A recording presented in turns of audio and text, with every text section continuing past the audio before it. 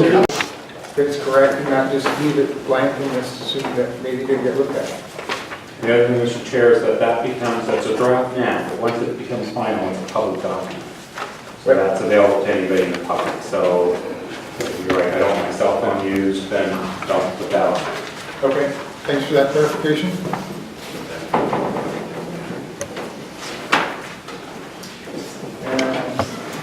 And then next is the Pledge of Allegiance.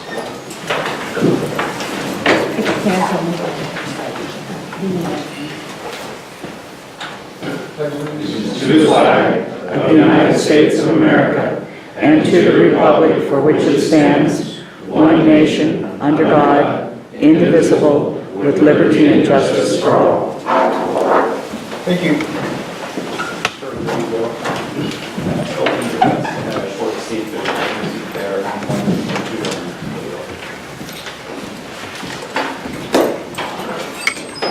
Rod, you want to do the roll call? Yes, sir, sorry. Joe Murray? Here. Robert Lee? Present. Rod Clark, present. Dave Beckler? Present. Blum? Present.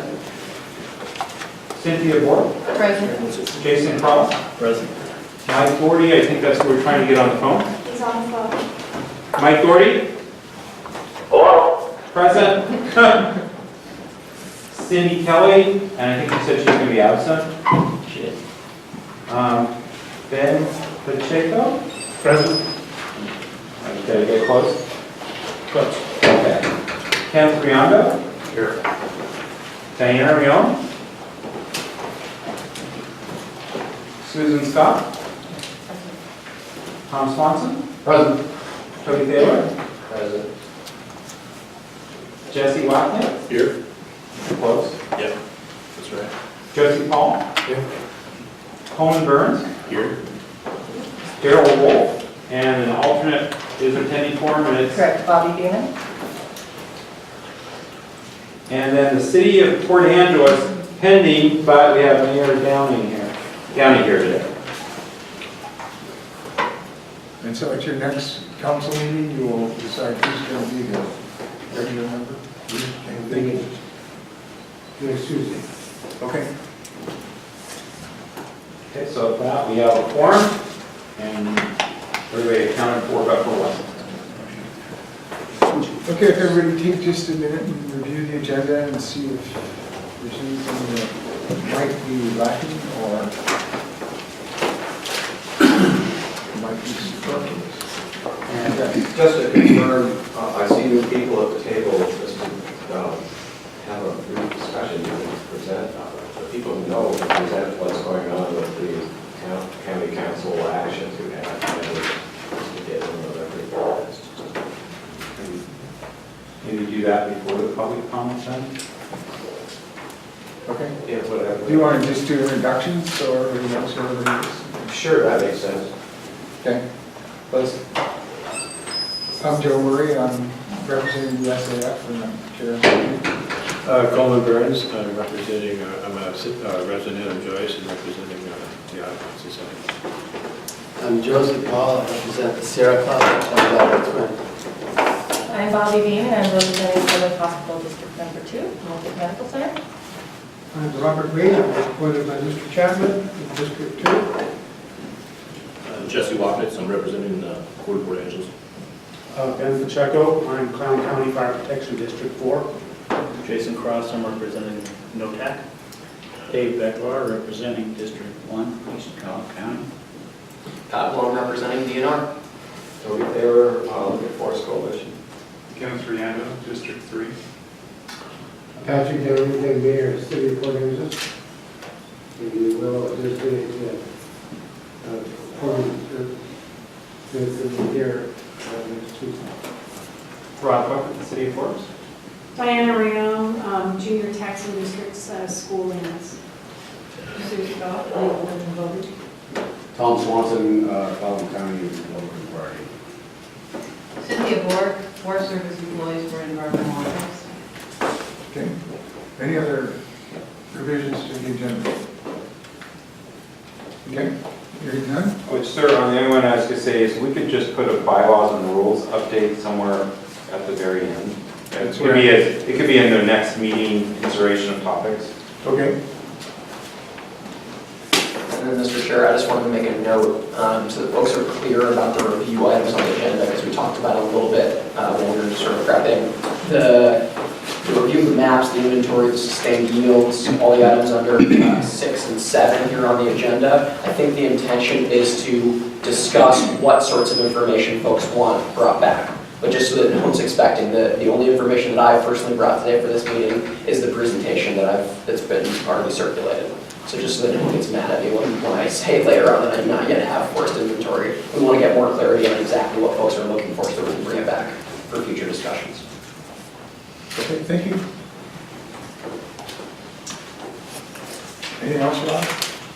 The only other thing, I think, at the very end, those who have to fill a mileage sheet, talk with our county staff, or Cindy, who's back here. And so there's an email to that effect, so. Basically, she'll be passing around a sheet that you need to put one-way miles on, is that correct? And then that has to be costed out, and then they'll look to the commissioners to do the budget item. I've got that correct. Okay? Next part of the agenda will be the public comment. I have people that have signed up here, and we'll call your name. There's a 2-minute limit. If you're planning to comment at the end of the meeting, there's another public comment section. It'd be good for you to sign up. And after the initial public comment, we'll pass this around to folks that might want to speak at the end of the meeting. The first is Harry Bell. I thought that was a sign-up sheet, not a public comment sheet. Okay, that was easy. When you do make your comments, we will go up to the podium. And Pleasure. Cider? Same as Harry. Same as Harry. Oh, okay, this is going to go fast. Peter Vanderhoof? Same thing, Joe. Okay. Eric Johnson? Ditto. Sean Hendrickson? Ditto. Oh, that was good. So I'll pass this around. So Joe, I'm the outlaw in the group. I didn't see the sign-up sheet to speak. I do have something to say. So can I speak now? Yeah. Thank you. Carol Johnson, NOTAC, here in Port Angeles. Going through the archives in my office, I found a document which I'm going to pass out today. And it is not relevant only to Clallam County trust lands and our ownership, but it is the Olympic region volume from 1973 to 2003. And it gives you by year the number of sales, the number of acres that were worked or put up for volume, the amount of volume sold, the bid value, the part removed and the value, and then the bid value of the remaining and the volume. So I'm going to hand this out, and I'm also going to make a request, Kyle, of the DNR, that you take this document and add from at least 2004 to 2014 in the same columnar format, because it's the same data. Oftentimes when we ask for an update of something, it isn't the same material, so you can't judge. But this one is fairly easy to understand, and I believe that it probably came forth as a result of work done by region staff. That's my guess. It does not have a date on it, but it certainly is dated between 73 and 2003. And also, I'm the recorder today of this meeting, and I would like you to please consider speaking up and speaking loudly so that not only the video recorder will pick up your discussion, but also the people in the audience. We're here to listen. We need to be able to hear what you're saying. Thank you. Thank you. Okay. Mr. Chairman, Yes. can I ask a question here? The request that was made came from a member of the public and not a member of the committee. Would it be in order for the committee to ask that request of Kyle, the other member here? Or is it in order for a member of the public to ask for that? As a general rule, you don't have to be on a formal committee to ask us for something. We're generally going to try and produce it if we can. So I'm planning on fulfilling that request if you're on this committee. Okay, thanks. Do you have something? Yeah, I was just going to say that last week, at the last meeting, I was told that the public couldn't ask questions, but I think I guess it's great that the discussion was that if the public can ask a question in public comment, we can choose to answer it or not to answer it. And they will not be part of the dialogue. So if we're having a conversation between the first public comment and the second public comment, the only way that someone from the audience would be able to be engaged in the conversation is if we would ask them a question directly. Yeah. The only thing I meant is if Carol had called me up yesterday morning in my office and said, I've got this chart, do you think you could populate it through today? If I have the ability to do so, I'm going to do so. It's just sort of Right. my practice. So, She can make that request to you as just any as- member of the public, regardless of whether Yeah. it's related to the work of this committee or not. I'm not complaining about this. Okay. Well, it's good that everybody is clear. So overview by Clallam County Prosecuting Attorney's Office of Washington State Open Meetings. Act.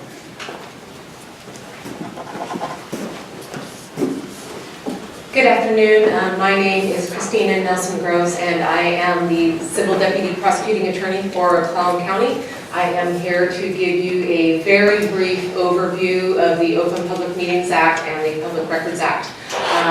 It is my understanding that Cindy LaPiccolo has provided you with materials primarily from MRSC on both of those subjects. If you have not reviewed them, I strongly encourage you to do so.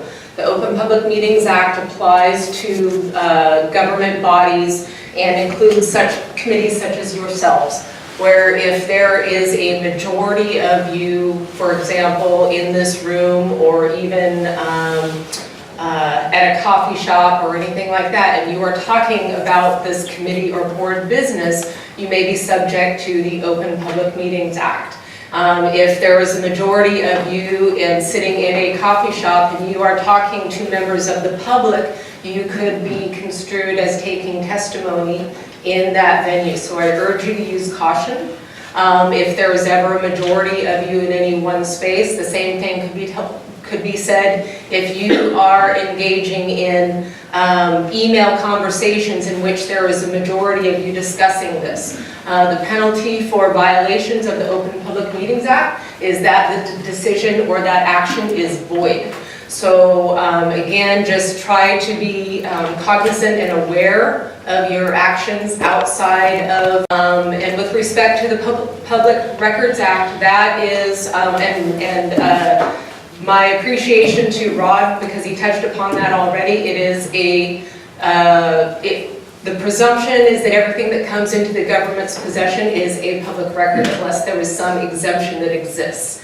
The Nissen case, Nissen v. Pierce County, which came out late last year, also made clear that documents on your cell phones, such as texts, there was another case with the city of Shoreline that said documents on your personal computers, those also apply to the extent that they are talking about things in your capacity as a board member. So again, please be aware of all of those actions and the potential ramifications. The Public Records Act is what we call a strict liability act. If somebody fails to respond to a public records request, if we withhold documents even in an inadvertent or we just make a mistake, the agency can get penalized for that, which can include up to $100 a day per violation in addition to attorney's fees. So it can add up very quickly. So again, I would just ask you to all to exercise some caution in that. I don't want to take up a bunch of your time, so I would ask that if at any time the majority of this board has a legal question that they would like to have answered, I would ask that you submit those questions to Ms. LaPiccolo, and she will direct them on to the appropriate attorney for review and who will respond to you. That's all I have. Thank you very much for your time. Questions for me? Yeah, quick question. Go ahead. I should know the details of this stuff. Are you saying that we can't send emails to each other that are not disclosable? I can't remember the details. If you are sending emails to one another and you are discussing this board's business, Yeah. I would assume that this is going to fall within the Public Records Act. There are literally somewhere in the neighborhood of 300 exemptions, so there may be some ability to withhold certain information, but I would just ask each of you to proceed on the assumption that everything that you write about in conjunction with this board, regardless of whether it's on your personal computer, if you're texting some of your other board members, assume that it is available for public disclosure. Go ahead.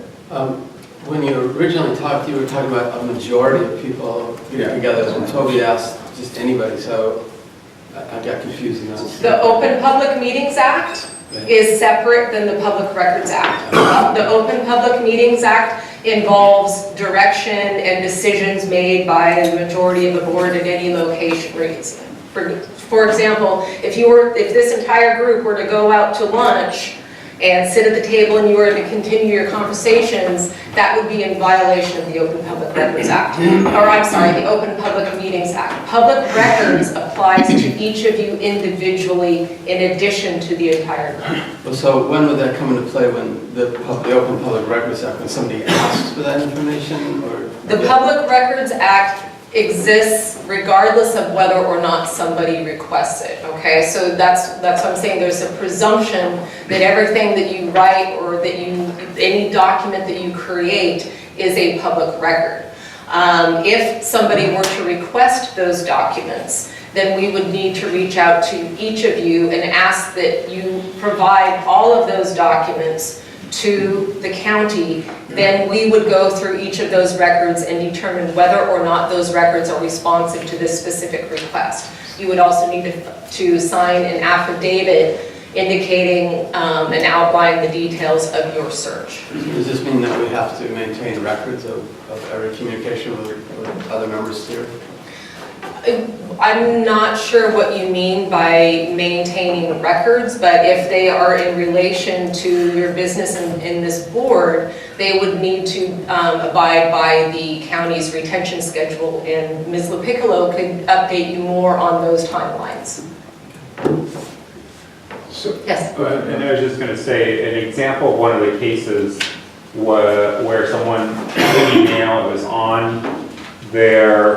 was about an issue the government was dealing with, a contract. The bottom section, the government redacted, they crossed out this information.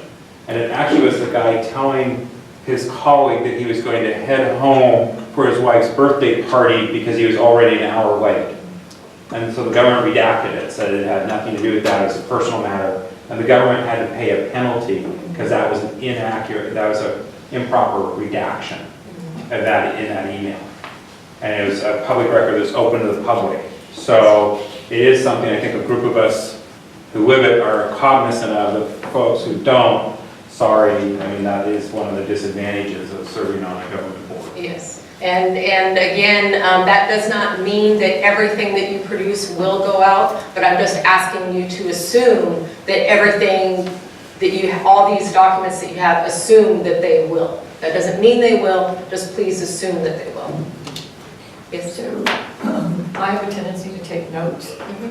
Do they stay here? Do I take them home? You can take them home because this only comes into play if someone makes a request. And so again, I would ask that, since you have identified as a note taker, I would ask for anyone to have any questions about the amount of time you need to keep these records, to please contact Ms. LaPiccolo to make sure that we are keeping those in accordance with our retention schedules. Do you have a question? Yeah, I did. So when there's, the executive committee is sharing emails and talking about agendas and proofing documents and all that is discoverable, or that those are all public records, correct? Correct. But since it's not a majority, we're not in violation of the Public Meetings Act. As long as you are not, as long as the executive committee does not comprise a majority, then yes, that would be correct. Okay.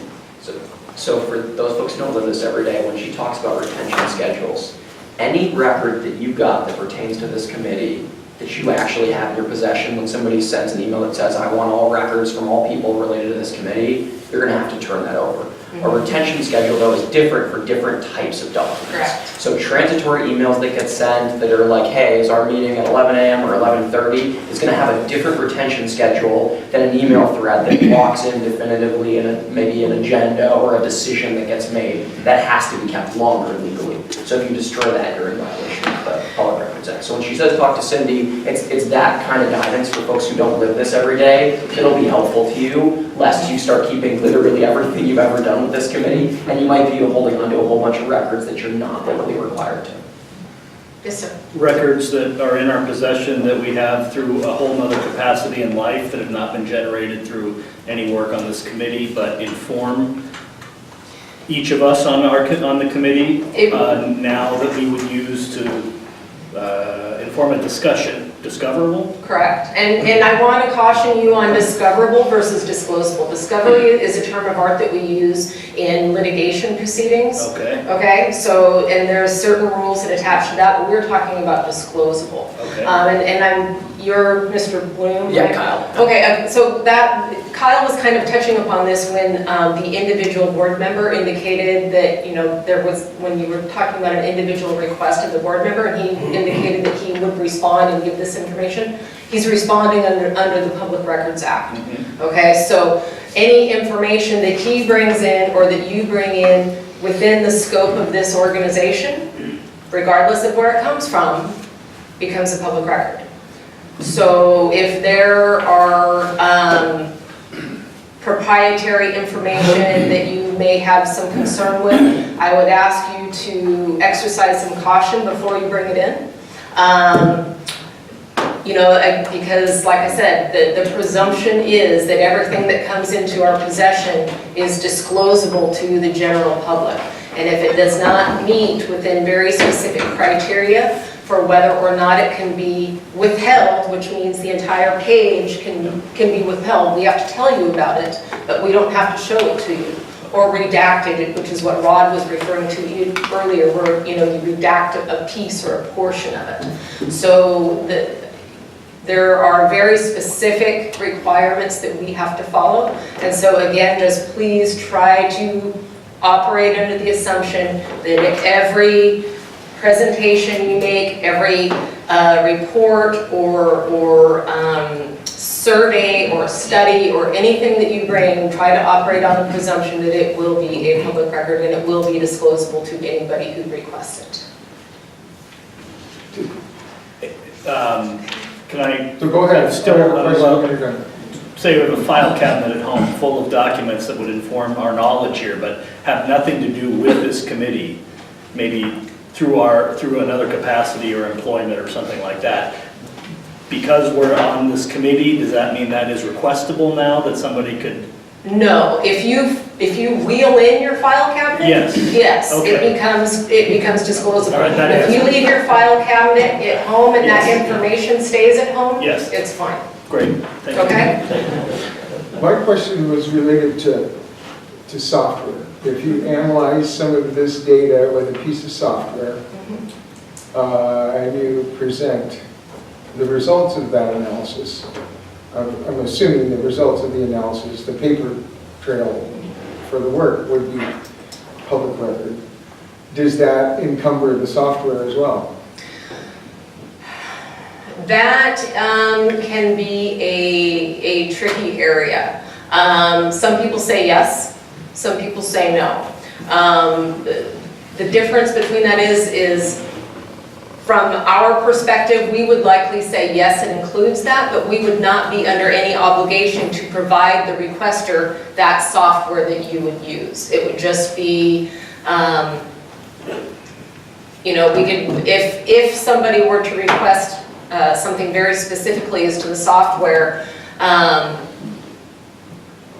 we would probably just tell them that we don't have it in the form in which that they are requesting it. I know this is a cumbersome answer, but it gets to be very tricky. If we have that software in a particular form and they request it in that manner, we have to provide it in that form, but we do not have to provide them the means of actually being able to access that data. So if they don't have the software program to open it, we do not have to provide it to them.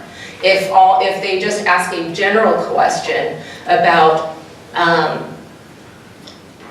what are these results, then the paper copy would suffice, and the software would not be an issue. So Joe, all the time we get asked for GIS layers. We provide the shapefile for them, but we don't give them ArcGIS. Correct. We don't give them a license to use ArcGIS. That's on them. Thank you. Yeah, okay, got it. Okay, So that would be yes. the same with any type of analytical software that processes. Correct, yes. Yeah, we are not under any obligation to provide them the software in which to review it. But they could request the formulas, say, that would be used in a spreadsheet to do the analysis itself. Theoretically, yes. Yes, but then that comes into other potential considerations about how burdensome and expansive and vague. So there would be an analysis that goes along with that. But yes, the potential is there. But that's the software. Pardon me? No, the distinction, sticking with the GIS example, if somebody wanted a particular query that we ran of our data, we could give them the data, we could give them the query, but they would still need to buy and have a license for ArcGIS to actually put the query in to come up with the. Or using for somebody who's not a techie, if somebody has a formula in a particular cell in an Excel spreadsheet, and they said, I want the formula used in, line 37, column C, you can put that and give it to them. But we don't have to provide them the Excel software in which to read it. Okay? Okay, so if you're writing queries in a database, you would give them the query on a piece of paper, but not the database. Gotcha. Yeah. Okay? Is clear as mud? Yeah. Yes? Okay. All right, well, thank you very much for your time, and yes, as someone mentioned earlier, that is one of the burdens that all of us who engage in public service have to endure. So my apologies in advance for any inconvenience this causes you, but we appreciate all of your participation in all of our various boards. Thank you very much. Thank you for sharing. You are welcome. I did have one more change to the agenda, but after about 2 hours, we're going to take a vote. So, the next item on the agenda is the minutes from the December 18th meeting. Ron has done an excellent job compiling just about everything that was said that day. And everybody should have had a copy, and I don't know if you've all had a chance to read it and are ready to approve it. And then we're going to entertain this proposal from Ron to do the minutes a little differently. So go ahead. Then I request a correction to the spelling of my name. Yes, and that was my error. We didn't have, we had some problems trying to get information, so I see that now. And maybe I should explain how these were done. Because not only did I take notes during the meeting, and I typed out a set of meeting minutes based on those notes that went around, and then I sat down and I watched the video produced, and had the meetings as my notes, what I typed, and watched the video. And in some places I watched the video 2 or 3 times to make sure I heard it right. So I got to relive that meeting a lot, is the way I'm going to word that. And so this is an attempt to reflect what is on the video. I'm not sure this is what we want to do for meeting minutes into the future. I don't want to do it this way for meeting minutes in the future. I think there's another way. These could be 2 pages, but we had not talked about that. So. Go ahead. Mr. Chairman, I had a A couple of questions about the motion. There are vote totals associated with some and not associated with others. Do we want to standardize that one way or the other? With it being majority passed or our vote totals one way or the other? Or are we fine with what's occurring? I don't know if we're legally required to have the actual vote other than that it passed. And what happened there is when we had them and someone said, okay, it's 13-0 and you abstained. But there was two or three times where the motion passed and I tried to rewind the tape and I couldn't get it counted. And so I was like, okay, maybe it was, I first thought, well, I just missed it. And I'm like, no, I can't even recreate it off the tape, off the video. So, but I do think we could just say motion passed. Would be the easiest. The only other question I had about the motions, do we want to label those as far as order and a date on them at all, as far as being able to refer back and have a label of some type on that motion?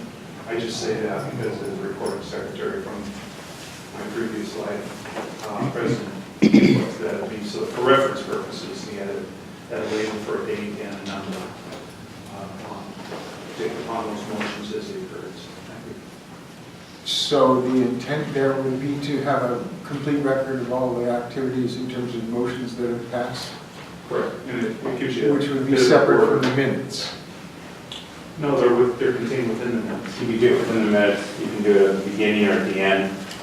Yeah, I see what you're saying. So that in March, we could refer to motion 2 from meeting 1, and we would all know exactly what we were talking about, should it come up again 6 months from now when is that? Right, is well, that I guess my thought was if we got the meeting minutes from December 18th, so we know all those motions came on December 18th. Correct. So, okay. I could try to make it. I could try to make a table, and let me volunteer because I've never done that before, and so I'm intrigued by it. So that's why I'm like willing to volunteer because I'm like, oh, that's interesting. Let me try that. So before we get too far into what we're going to do in the future, let's finish the discussion about the minutes that we have in front of us, and I would entertain a motion to approve them or.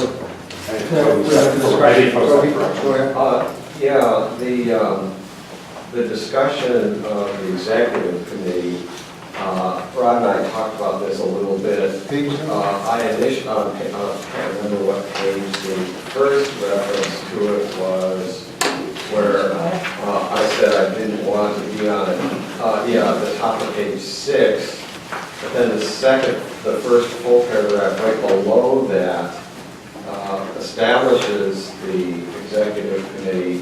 And I remember saying I wanted to have engagement with agenda setting beforehand, but so I just wanted the minutes to reflect that I had indicated that desire without having to be a full member of the executive committee. Maybe I shouldn't try and be partial, but because we have now 40 people, possibly when we get to the bylaws and rules, which is another issue because it's not on the agenda. We talked about that before the meeting. To revisit that question, but that's different from the minutes. I just want the minutes to reflect that I expressed an interest, and we successfully did have an email group that was discussing the agenda. So. But you also said that when Kyle was going to be on it, that you were not interested. So this is what I'm trying to figure out, do you have an interest to be on the executive committee or not? I guess would be my question. I do if none of the other public interest conservation members who are now new on the committee don't. But if they do, I would definitely prefer to defer to somebody who's local. But see, that's not a minutes issue, that's a structural question. So you want the minutes to reflect that at one moment you did express an interest? Yes. And that's all for this matter, and Yes. then later Exactly. we'll maybe have a discussion about adding somebody to the executive. Yes. Okay. Right now, you are not on the executive. Apparently not, according to the minutes, but I had expressed interest. I wanted to keep track of the agenda. Let me clarify something. Yes. I watched this repeatedly, and so I'll say this is pretty accurate what happened. That said, when I sat down, I had walked away with my notes where Toby had originally said, I want to be on the executive committee. And so we asked Cindy to put him on. So for this meeting, he was in every email on the executive committee, even though Joe called up and said, you need to know that he withdrew at the very end. I said, well, okay, I'll go back and look at Because that the was in tape. my notes. I mean, I kind of felt like the NFL ref going, okay, let me go look at the tape, coach.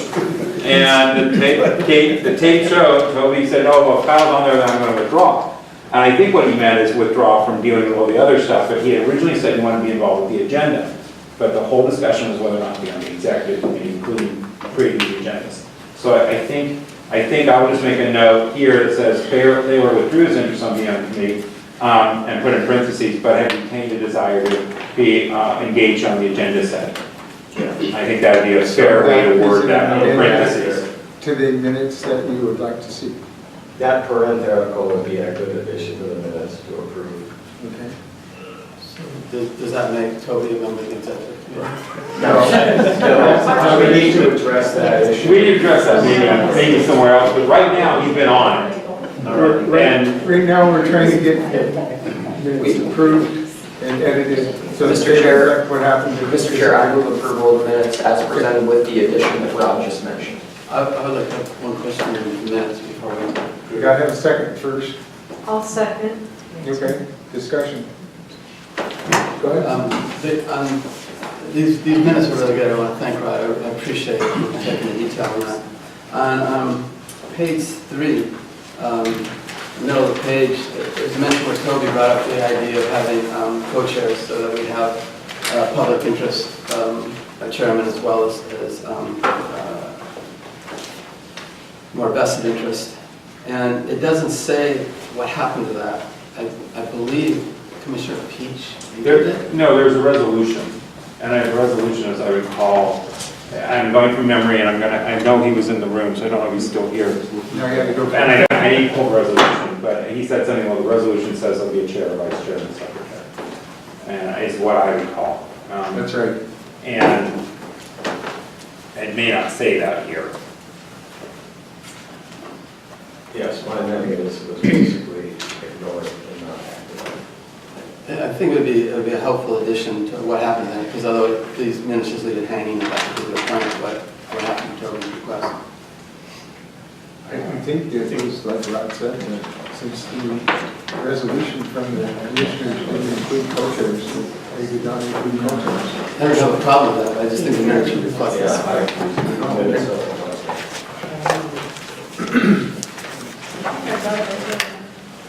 The other question I had is, the minutes refer to setting up our bylaws. There's nothing on the agenda about bylaws. I had a question about the bylaws. Does that fall under the minutes? So No, the bylaws are not on the agenda, we didn't get them on the agenda, and we can't vote on them without them being in public notice. So we have a copy of bylaws in there for your review, and they'll be on the next month's agenda. And it wasn't in a resolution. He said we're going to follow the agenda, is what Phil had said. Okay. Rob, do you feel that the minutes as presented accurately reflect that, or would you want to go You back? know, what I can just put in there at the end of this, and I can just say Commissioner Peach said we are going to follow the agenda.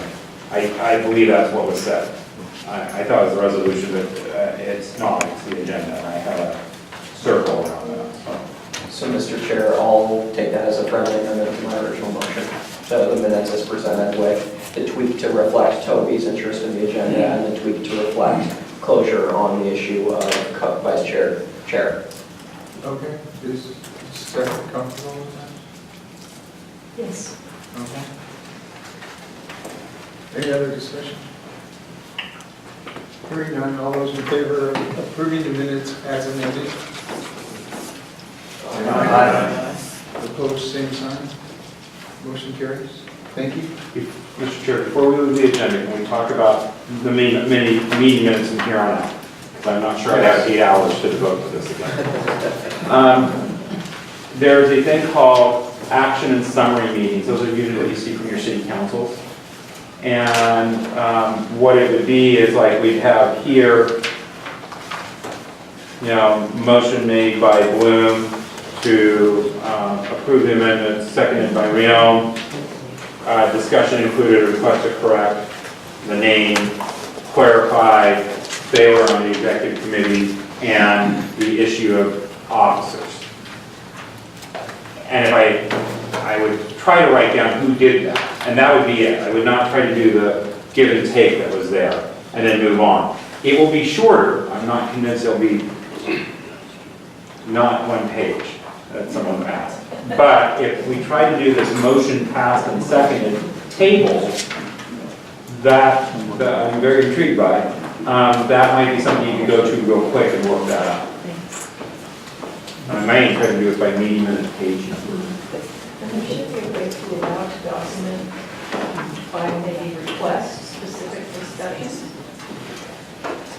And I'd say to that, we fortunately have, this is a really unique situation where we have a audio tape and we have a video tape.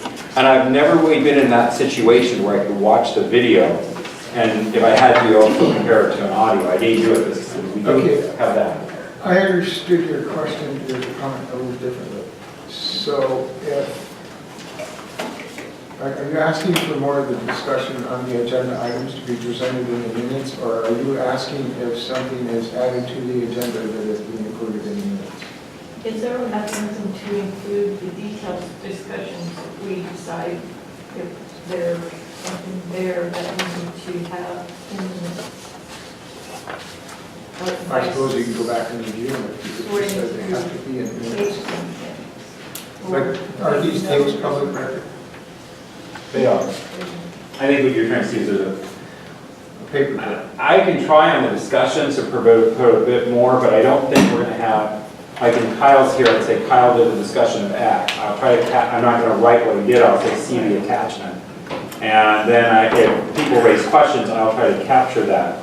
If there's an hour-long discussion about that question, in what I'm proposing, I would be trying to figure out how to bring that down to maybe 3 or 4 sentences. And what we might just say is see video And the time. yeah, time, that would be perfect. And I will tell you that the folks doing this, Stephanie Noblin, has a very good way of time stamping discussions and a link where you hit it and it takes you right to that. Perfect. That's exactly what I was looking for. I find it absolutely amazing. It's not the government doing it, it's private industry. Since that is in the room, is that a public document? That's an interesting question that the attorney and I and anybody else who practices in this would be like, the answers we don't know.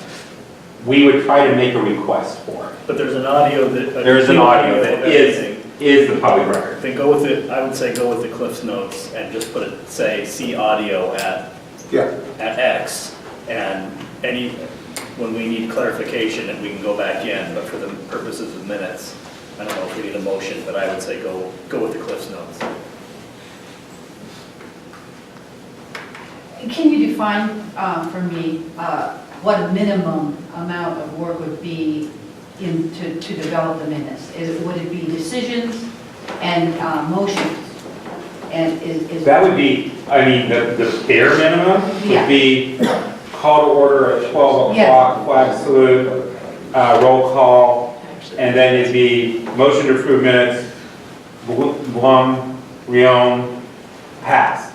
And then the next item. So there would be none of this that would be on there. I mean, and that's it. What you're hearing is there's 2 different ways of doing this. The attorneys try to cover everything because we're used to being asked about it. But the practice is, by most governments, to do something that's leaning towards way over here on the spectrum. well, it's my feeling that this is just excessive work, noting everything that happens at these meetings. And, I think that we need to be realistic in the time it takes to do this work. And, if we can facilitate it by use of other means like the video or the audio tape, that would be, but otherwise, it's my feeling that we ought to look at the minimum amount of work, verbiage that needs to be put into the minutes and go with that. We have very little time, and, I don't know how many people are going to pour through this, anywhere, And so we might be interested because it's us, but it's, you know, it's a lot of work for what return? I agree with that. And generally, when you do want to pour back through, you want the verbatim, so you're going to go to the audio or the video. Right, So right, I exactly. totally agree with what's been said. Because this is an interpretation, Yeah. and a written interpretation could be right or wrong. So you know, if you want to be that examining, you can. So I vote, or I, you know, just, that's my opinion. I've got enough direction to see how to proceed for February. Okay. So we will have a motion on that, we'll just do it that way. Is everybody comfortable with that? Okay. Kyle has put together a presentation on the trust lands. You have copies? You should in the packets that, the big clip behind the bylaws that are for everybody's review, there is a copy of the presentation. For any members of the public who showed up and didn't see on the table where you signed in for public comment and or just being here, there were also some of the major charts and maps and things that are in this presentation. I've got printed copies for anybody who hasn't seen them. So when we talked last time, we started to think about what we would do in this meeting, what we would do in the March meeting, and a little bit, what we would do in the February meeting and then also the March meeting. And what I try to do with this presentation is lay the foundation for, I think, what's going to be the really big meet in February and March. So you'll see some very basic facts about trust lands as a whole, trust lands in Clallam County, specifically forest transfer lands, which are the county trust lands that are really the subject of this committee. We'll talk a little bit about the two major management regimes that these lands are under. And what I mean by that is that some of them are included in the Olympic Experimental State Forest and some of them are outside it. And I'll talk through what the distinctions are there. And then I'll talk a little bit more about management costs and what the department uses its dollars for management purposes. And then beneficiaries. And when we send money to the county, where does it go? So that's the focus of this presentation.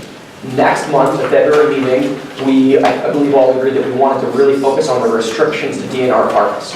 So that presentation in February will be geared toward the HCP, the Policy for Sustainable Forests, which is a Board of Natural Resources adopted document. We'll talk about the forest practices rules. Somebody from U.S. Fish and Wildlife will be here to talk about the Endangered Species Act and other ways to comply with it. So that's the February focus. And then March is going to be around harvest performance. So we've got, I'll bring back explanations of our sustainable harvest calculation and what it is. We'll look at performance over time. We'll talk about the issue of the arrearage. And as I believe we agreed last time, you'll have attorneys from a variety of different perspectives talking about all these issues related to performance under the sustainable harvest calculation and the arrearage and what it means and what the department's obligations are there. So that's just a window to what today is all about and how it relates to your next couple of meetings. So when we talk about DNR managed land in Clallam County, it's the gray on this map.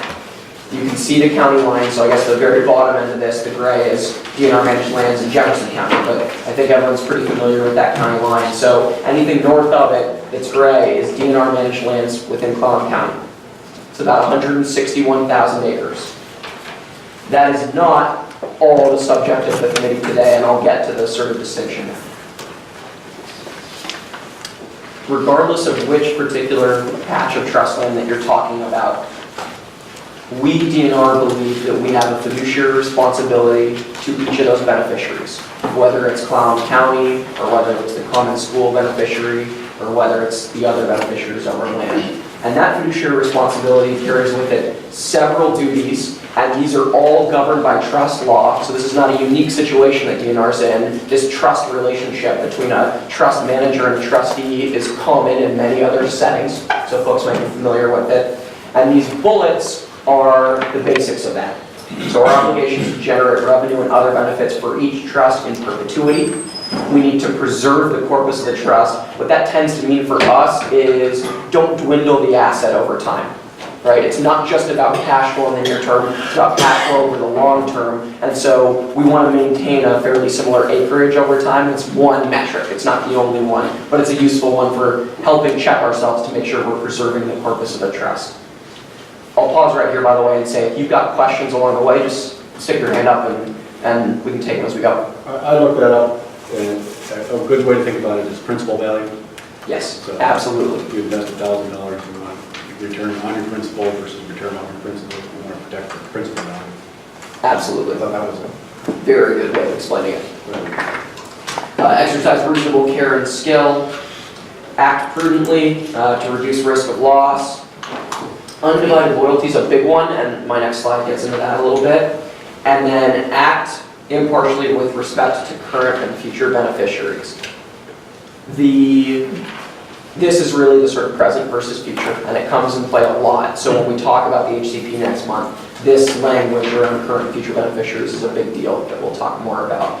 One really important thing I want to make sure everybody understands. The department is managing its land on behalf of many separate beneficiaries. So when we take an action, we have to ensure that it is in the best interest of each individual beneficiary. If 20 out of the 21 beneficiaries we're managing for, this is a great deal, and one of them is a terrible deal, we cannot take that action. Okay? So that's what undivided loyalty means for us. If you're taking an action on one of these beneficiaries' lands, you have to consider whether or not this is the best action for each other beneficiary on the one beneficiary's land? Yes. DNR's obligations are that the actions we take, we have to think about each beneficiary as an individual. The best example I have for that is the HCP, where you couldn't just look at it and say, hey, over the whole, everybody's going to get a good deal out of the HCP. You needed to do an analysis for each individual county, common school, normal school, and assess that it was good for each one of them. If you were taking an action on a state, let's go with a common school trust, that has to be in the best interest of the common school, but it also has to be in the undivided best interest of the prisons on that common school's land?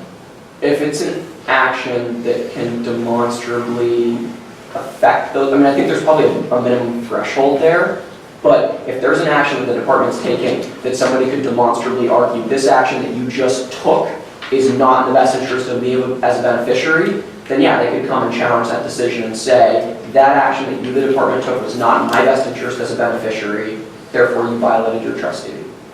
But a specific action that you are taking on a trust land, a timber sale, is what we're going to be talking about. A timber sale has to be in the undivided best interest of the trust on which that land is being taken, and in the undivided best interest of each other trust. I'm having a hard time seeing how a timber sale on a particular patch of ground would not be at least neutral for those other trusts, but yeah. Okay. Yeah. So in terms of whether there's salmon in the streams, for example, does that fall into the corpus of the trust, or how does the DNR look at that? The other benefits language there is often debated. Just yesterday, for anybody who's not aware, there was a court case that was filed down in Oregon where a particular county in Oregon is attempting to initiate a class action suit against the state because they felt like the state was too broadly interpreting the other benefits language in trust law. So I can't give you a definitive answer on that. The other thing I was going to ask is, when you look at the corpus of the trust, the value of these assets, that's going to vary depending on the length of rotation for your harvest rotation by quite a bit. So the DNR is using about a 60-year rotation right now, roughly. Yeah. Is there did you do a calculation that would be better than an 80-year rotation or a 100-year rotation or a 200-year rotation, that the body of the trust is actually enhanced with a 60-year rotation? DNR used to actually, prior to the current sustainable harvest calculation, actually have policies on the books that restricted final harvest before a certain age. All those policies got during the current sustainable harvest and the current policy for sustainable forests. So the model that we ran that produced the current sustainable harvest did not have any age restrictions on it, and it was told to maximize volume performance of the landscape over the long term. So that's what it did. So there are some places that the model said, because of the site class of this area, it should be on a 35-year rotation. So that's what we're managing it under. In other places, maybe a longer rotation made more sense. And so that's My understanding is that in the Pacific Northwest, longer rotations up to, say, at least 200 years will produce more wood per year per acre. But if you're using industrial forestry, you get a larger return on your money and income if you go with a shorter rotation.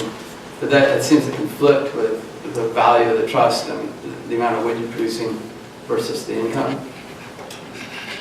I'm looking for an analysis that actually looks at those issues. Yeah, I mean, if you want to dig into the way that the current sustainable harvest model was built, that's where that is. That's where you're looking at discount rates and volume over time versus value over time and making those choices. Also growth rates. Absolutely.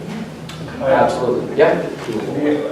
I would also add with regard to the salmon and the streams question, that is other benefits, but also all these trust obligations, including one that you haven't shown yet, which is the Skamania discussion, all have to comply with state and federal law. Oh, absolutely. And so there is a value to salmons and streams in the trust for the state, but there's also a regulatory requirement to protect salmon that has to be complied with. So you can't harvest the forest in such a way that it violates the law. Right. To maximize a return. When the trust managers, be it here or be it with the trust fund that you establish for a relative, the trust manager has to act within the parameters of the law.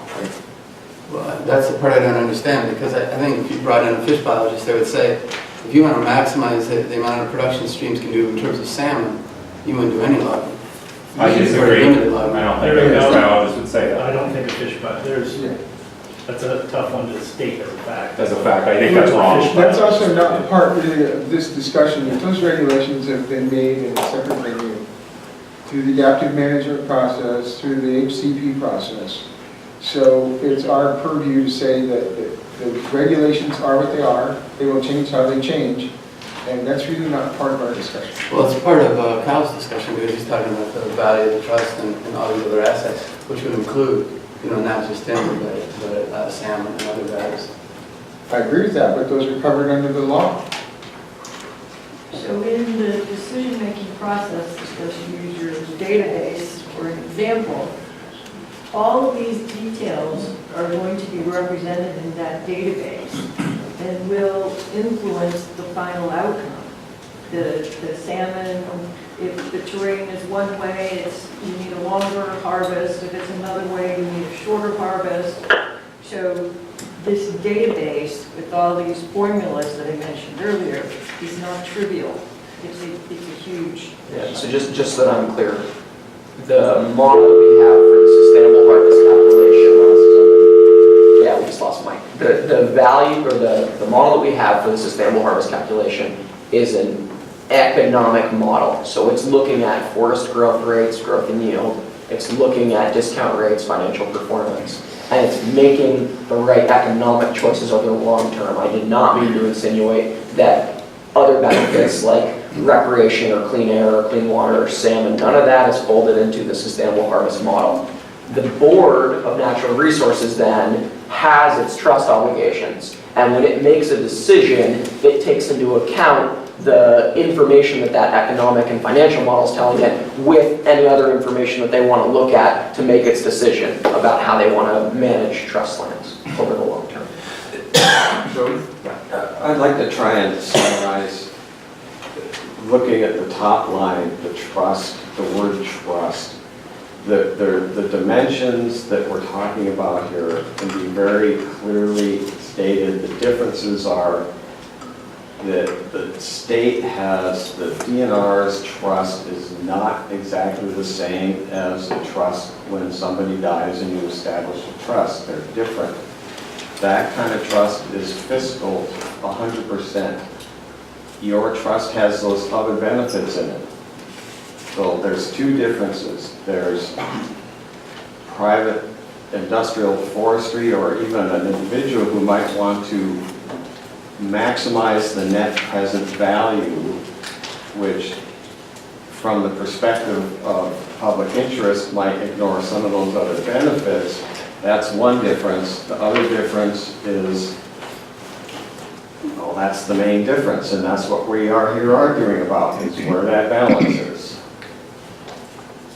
Sure, yeah, I mean, I think, not, I can't presume to speak for the board, but one of the things that's been fairly clear in terms of the way the department has operated, at least in my tenure, is that we believe affirmative steps that have been taken through the Policy for Sustainable Forests and the HCP really express those other values. And that from there, at least the last time the board did this, they were focusing on maximizing the net present value of the forest with those other factors fed into the model. Because those restrictions were already in play and already being taken into consideration by the model. So that's how the board, I think, thought about it 10 years ago, but yeah. So we're focused here on the lands that came into Clallam counties or would have come into Clallam county's direct possession, mostly through tax foreclosures about a little less than a century ago in the 20s and through the 30s. Yes. Does the DNR treat those with the same trust mandate and language and intent and policies that the common school, prison, hospital trusts that came into possession? These were the lands that were deeded to the state of Washington by Congress when Washington became a state, far before these lands came in through tax delinquency. Are these basically equated as this, for management purposes, the same way? Yes, we treat them the same. We've had folks in front of the board within the last year challenging that they should not be treated the same, but I can tell you definitively the department treats them the same. They treat them the same. Is there, I guess maybe this will come in one of the future meetings, whether or not legally they are different lands and how they arrived. Yes. They're managed for your policies the same as common school, hospital, prison. Yes. Tom? Well, I was just going to say that the regulations, while not maximizing perhaps the other values like fish and wildlife, they're a negotiated settlement that are assumed implicitly to protect and optimize those values. And I guess that's the way to think about it. We can do economic analysis on something that we can place a dollar value on, like a log truck, a load of logs. But until somebody tells us what those other values are from a defensible economic standpoint, we're left with the implicit value as generated by the regulations.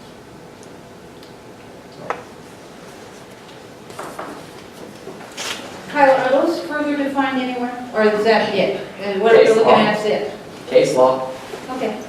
Yeah, that's where these things tend to get further defined. Well, case law and AGO. Yes, absolutely, and let's jump to the next slide. So, here's a segue, here's one case and one attorney general's opinion.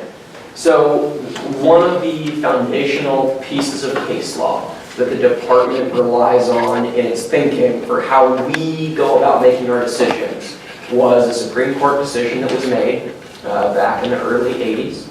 And the fact pattern in this case, for anyone who's interested, was that there was the department was carrying out its ongoing timber sales operations. And along the way there was a major financial downturn. And the value of those logs declined tremendously. There were a large number of purchasers who already were under contract with the department at a much higher value. They had bought those logs for a lot more than they were going to be able to sell them for.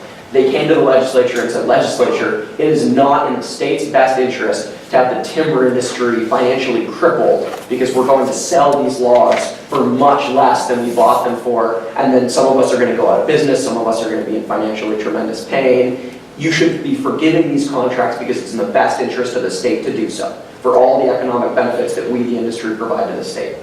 The legislature did that. They said, okay, we forgive the timber contracts, and they were challenged by Skamania County, who said, no, legislature, your obligation when it comes to these trust lands isn't to look out for the timber industry or the economic trickle down or anything else. Your obligation is to think about us, the trustee, the trust beneficiary, and the revenue that was owed to us through those contracts, And forfeiting those contracts and forcing us to sell the same timber for a lot less money is not in our best interest. So the legislature looked at that, or the court system looked at that, it went all the way to the state Supreme Court, and they said Skamania County is right. And there's the language that excerpts from it. The trustee must act with undivided loyalty to the trust beneficiaries, to the exclusion of all other interests. It may not sacrifice this goal to pursue other objectives, no matter how laudable those may be. This issue was further explored in an Attorney General's opinion in 1996. For anyone who's not super familiar with this, the Attorney General's office gets asked for its opinion on things all the time, and sometimes they choose to not take them up, sometimes they choose to provide informal opinion, and sometimes they take them very much more seriously and robustly and write a fairly lengthy, I don't know, legal treatise, for lack of a better word, that is a formal Attorney General opinion. And when the department was considering entering into its HCP, we wanted to know whether that was consistent with trust law, and so we asked for an Attorney General's opinion, and they issued one. No? The legislature asked for their opinion. The commissioner refuted that. Fair. So, Sorry. Yeah, the legislature asked for the opinion. Thank you for the clarification. So, for anyone who's really interested in what are the unpacking those 5 bullets of trust duty a little bit further, I would strongly encourage you to read both the Skamania decision and this AGO opinion in its entirety. If you want that, shoot me an email and I can shoot you back with links. Skamania decision, what was the other one? Skamania decision and the 1996 Attorney General's opinion. The latter is you guys. Both of which are matters of public record. I'm sure you can get them in many ways. You can probably find them online. But for whatever reason you can't, just shoot me an email and I'm happy to provide them. Okay? So that's the foundational principles of the land that we're managing. Jason already did an excellent job of describing this distinction. We manage 2 sort of different kinds of lands, at least historically. One are the lands that we got through the Enabling Act at statehood. We call them the federally granted lands.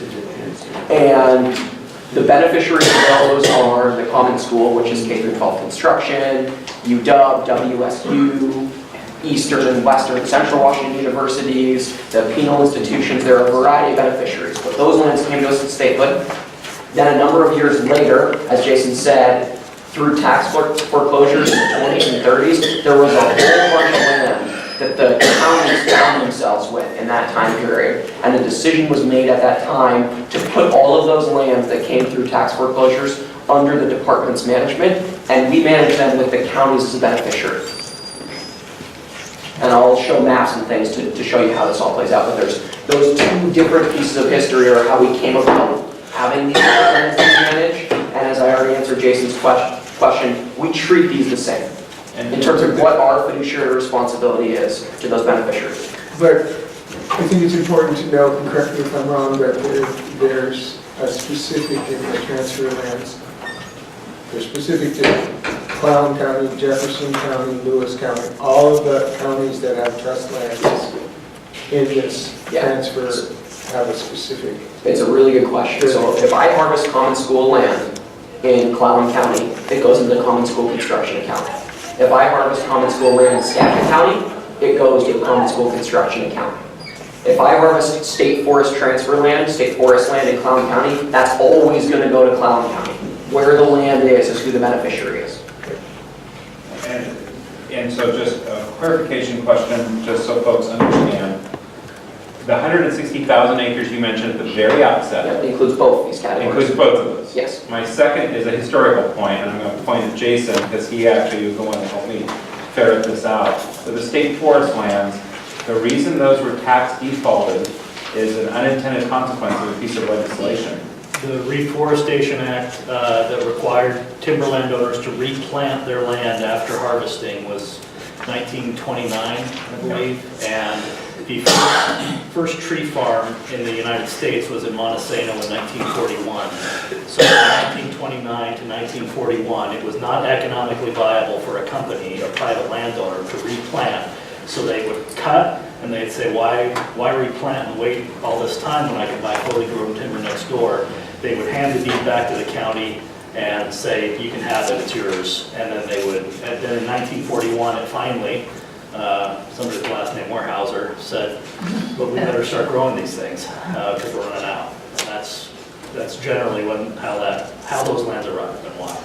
And just an interesting, and there's some history in the legislation that talks about that, how the county then said, well, what do we do with these thousands of acres that have been forfeited that we now have an obligation to, because no one will buy them? And the general idea for most of them was that there wasn't an institutional capacity at that point in time in Clallam County to say that we can manage all of this land through the county structure. So the state, which already had a structure, said we can do this for you. Well, it was really hard to get to some of these lands, because they were railroad logged and they took the railroads out and moved them to other logging. And so, I mean, the stuff behind Clallam Bay, we would have had to walk a long way from the water just to get there. Yes. Well, what was the percentage of lands that were acquired that way versus just through bankruptcy and things during the Great Depression? I don't know. I don't know. The time period overlaps so much that I think it would be pretty difficult to separate out one reason from the other for how the county ended up with So those what you're saying is locations. that this would be the major cause rather than the Great Depression? For forest tax delinquency in Washington between 1929 and 1941, a major cause of that, not the sole cause of all of the county forest board transfer land, but a major cause was not skullduggery or anything, it was economics. It was, it doesn't make sense for me to replant this. So you're saying it could be more or less than half of the lands and values, you don't really know exactly. Right. Well, if you I take think there's a no reference in intent. a report about that somewhere. It's probably See if I can about remember. half, because if you take all of the commercial forest land that's held in commercial forestry today, Yes. it vastly exceeds the 92,000 acres that Clallam County has. And in terms of economics of reforestation, they harvested through the Depression, and I think they harvested through the Depression for a variety of reasons. Number one, wood was a much larger part of our life. Your wagon was wood. Everything was made out of wood, so if it broke, you had to have a board to fix it. And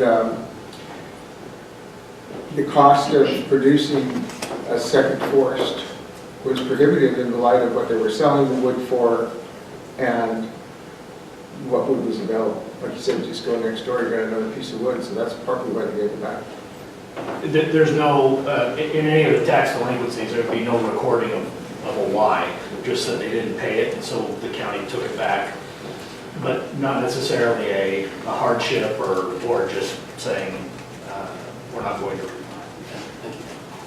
I want to make sure that I understand, again, with the state lands for the common school construction, so if there's timber harvest in Clallam County, it goes into the state fund, and it doesn't necessarily benefit us unless we have a bond there. Not quite. If you let me get a few more slides, we'll get to that though. Yeah. Okay. So of the 160,000 acres or 161,000 acres that the department manages in Clallam County, 68,000 of them are ones that came to us at statehood. And they have these multiple beneficiaries over here on the right. The color on the map corresponds to the color to the right in the key. You've got these in your packet, so it's probably a little easier to see in the printout than it is. Go ahead, Joe. Just to note that the numbers in the packet are a little bit different, and I think when we first looked at this, we saw some. Yes. Kyle's corrected the numbers to Yes. compensation. This is the correct number. This is the correct number up on the screen. Thank you. So let me just walk down these beneficiaries on the right to tell you sort of who they are. Because these are not Clallam County beneficiaries, but they are beneficiaries in Washington. So common school indemnity, that is the K through 12 construction account. Every dollar that's made for that, 75 cents of it, 70 cents of it is going to go into the common school construction account, and it gets used. The superintendent of public instruction is the sort of keeper of that account. Randy Dorn is your currently elected superintendent of public instruction, and they dole that money out as they see fit for different needs around the state. Is it that simple, that it's just as they see fit, or is there some formula? Oh, I'm sure that there are all sorts of rules that govern the way that he does it. I just don't know Maybe it's that. beyond the And purview then of it's this. based on a whole other formula and when you submit and how many are in the hopper and what they can afford and what they can't. Yeah. One thing that I should probably just note here up front, The department really believes that its obligation stops when it sends the money to the beneficiary. So I've learned more lately about where it goes afterwards because it's interesting and it's useful, and you'll see some more data around that later in this presentation. But we don't monkey with those other systems. Like, people have come to us and said, hey, I'm a junior taxing district and Jefferson County isn't giving me my fair share. And we're, hey, talk to the county. We send money to them and they do with as they will.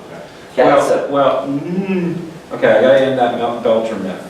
Because once it comes to the county, the law says how it's distributed. So they can't do with it as they will. They'll do with it as required. Again, same answer, right? Everyone understands this, where it goes afterwards way better than I do. I would never profess to know the many reasons why they do what they do. That's all I'm saying. But what I want to make clear is the county commissioners can't just say, oh, today we want to vote because we have a change in the commission and give the veterans 4 times what they got last year. Correct. It's a statutory allocation based on your property taxes, based on millage. So that's common school. Scientific school and agricultural school, not sure why they're 2 different trusts, but they both go to the Washington State University. That's where they go. And it's possible they use the money for something slightly different, which is why they're 2 different trusts, but they both go to Wazoo. As we say, think 1870s. Yeah. University transfer goes to the University of Washington. Normal school goes to Central Washington, Eastern Washington, Western Washington, and Evergreen. Those are the 4 beneficiaries of normal school. And then capital grant is actually the state capital campus in Olympia for construction of those buildings. And it says OASF boundary around here. Hold that thought, I'll get to it later. Here's how the acreage breaks out. The only note that I would make is that this is a highly unusual county in terms of the percentage of trust land that's capital grant. There is not that much capital grant around the state. I don't know what the number is, but I think this is the majority of it. Just so happens that a lot of it is here, and I don't know the history behind that. But otherwise, those are reasonable percentages for sort of the way they tend to break out. There is a lot of common school. It is by far the biggest beneficiary. I think something like 40% of the land that we manage is common school. Don't turn that off there. Oh, no problem. Because the numbers are different on the screen than on your handout. I apologize for that. Okay. And if anyone does not want to write, feel free to just shoot me an email after and say, hey guys, give me the updated version of the presentation, so I can save a little time now. And I also think we have the updated version on the website, or we will. Well, so that's what's confusing me, because I thought we only sent this just yesterday, or, never mind, now I'm remembering. No, you'd sent a Yeah. draft. Yeah, got it. And I didn't check your numbers because I just assumed Angus would get these right. This is the main event, I think, for what this committee is about, this map. These are the 92,000 plus acres of Clallam County State Forest lands. So when revenue is generated from these lands, it's going to Clallam County and then distributed. And then Clallam County decides how to distribute them based on regulations to the various junior tax. No, I think, I mean, I'm sorry to interrupt Kyle's presentation, but No, dude. there is a mythology that was created in the 90s that the county decides how that money's to be done. And there's an RCW in the reference is that the proceeds will be distributed pursuant to, and it gives a reference to an RCW. And the RCW is how tax proceeds are distributed. So where the harvest occurs, the treasurer has to look and know the area that occurs and then look at the millage rate for that part of the county, like your property tax. So when you pay in your $1,000 on property tax for the year, the treasurer looks up and says, oh, it comes from this address. And so of that 1,000, so much goes to the state, so much goes to the county road, so much goes to county operations, so much goes to the Veterans Relief Fund, so much goes to, and that's the same requirement the county treasurer has with regard to the distribution of the proceeds of the sale. And so the county commissioners cannot per se adjust that unless they increase property taxes, or in case one of the junior taxing districts, or what's called special purpose districts, but the vernacular is the junior taxing districts, so like the hospital or school district, passes a bond And then the voters in that district have adjusted the millage rate, and they have made an adjustment to how the proceeds are distributed for the future sale. It's probably more than you've ever wanted to know, but there was some inaccurate statements made by a state official in the 90s that kept saying, well, once we send a check to the counties can do whatever they want with it. That's why I pounced when I heard it, because I'm like, that's not right, that's not legal, and it's incorrect. It is distributed, the proceeds of the sale is distributed at that point where it occurred, the same as property taxes, and the law requires it. Toby, you asked? Yeah, I just wanted to ask anybody, Jason's comment about the history of this is of great interest, I think, to all of us. And looking at these blocks, I mean, that huge block, what is that, Clallam block up there? It would be really good to know, and then what's that other one down around the north of Lake Crescent on the north side of the hill there?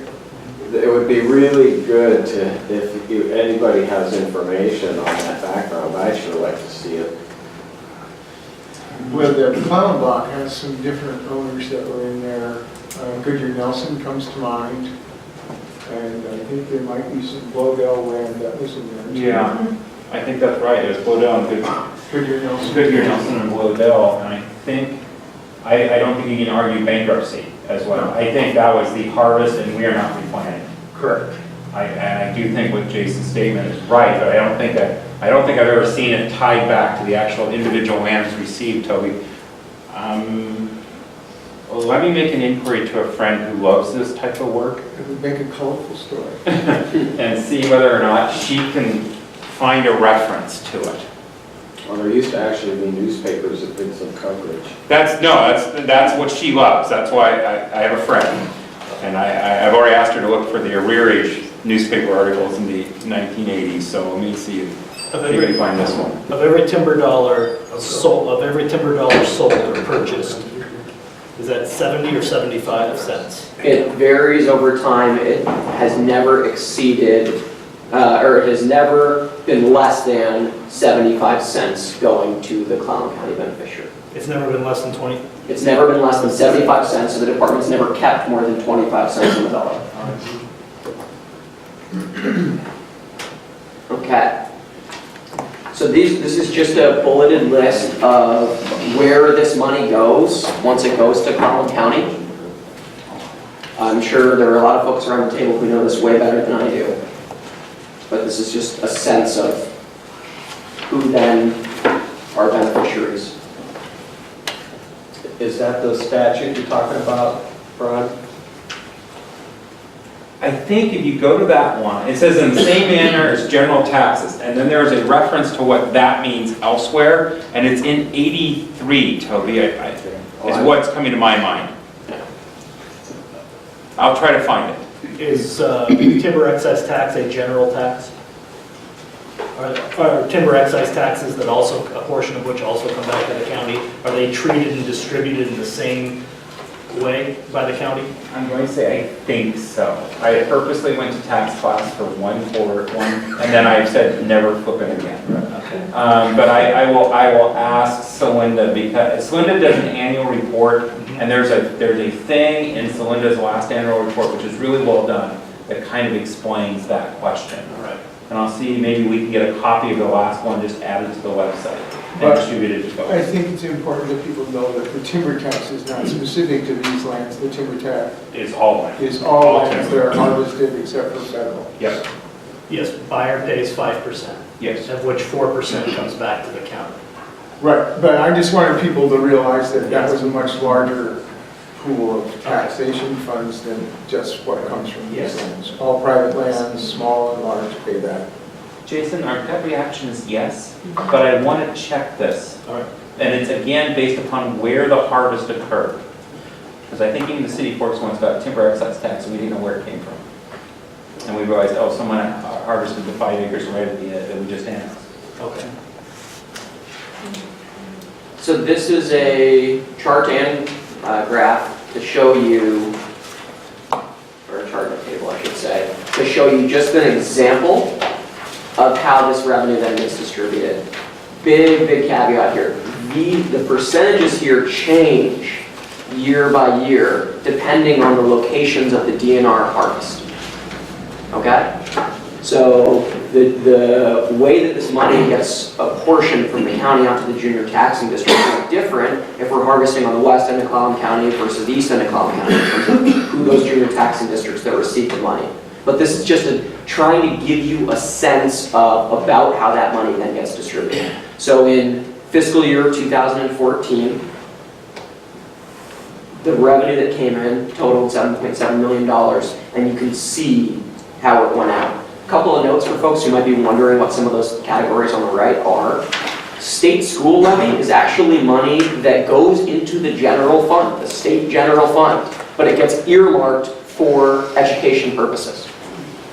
So the state is not obligated, to the best of my knowledge, though I'm open to being incorrect because there are people in this room who know this better than I do. But best I understand it, it goes into the state general fund. It has to go for schools, but that doesn't necessarily have to be in Clallam County schools. That's correct. All right, I'm doing well so far. M&O levy. This is, I believe, a bit of a sore spot for many school districts because this money goes to the local school district, but then if there was money that the superintendent of public instruction already had apportioned to that school district, they pull it out in equal amount to what that school district received through this trust lands revenue. So it's not additive. It gets, because money gets pulled out, it's just a replacement. It's nothing additive. What does M&O stand for? Maintenance and operations. Though I believe there are some school districts who are maybe pushing back on this. Is that accurate? And looking to see this change so that it became additive. Okay. Quill actually tried challenging some of these things in federal court, and both the federal level and part of this. Yeah. Local school districts, this is an additive number. So this is money above and beyond whatever they would have gotten from OSPI. OSPI does not replace this.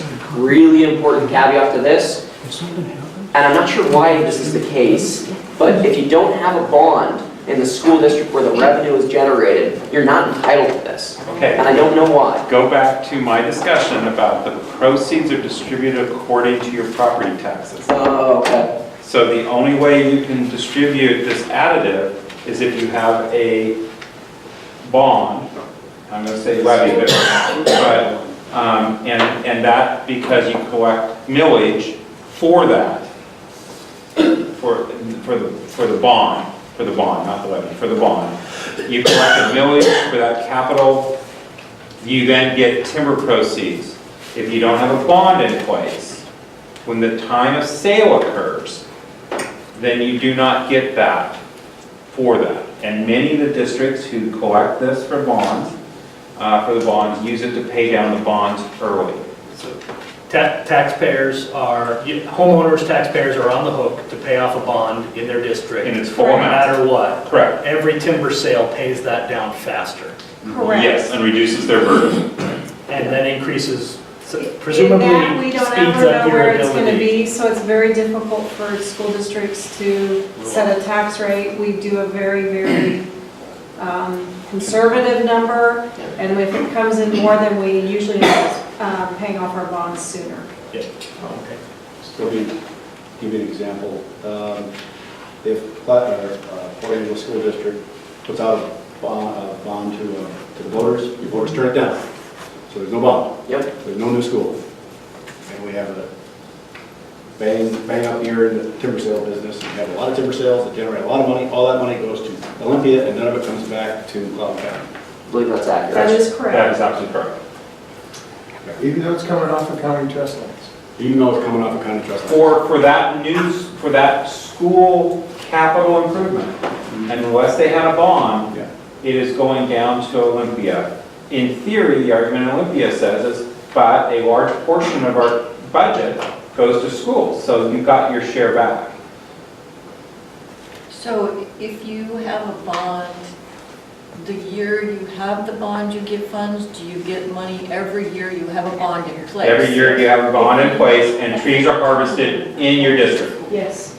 and trees are harvested in It your sounds like a district. disincentive for paying off your bonds. Well, the other part of this is, there's an argument I've heard in the newspaper where if the arrearage, not saying, but if an arrearage were sold, we in District X can use those proceeds to build a new building for our high school. And you can only do that is if you have the bond. Right.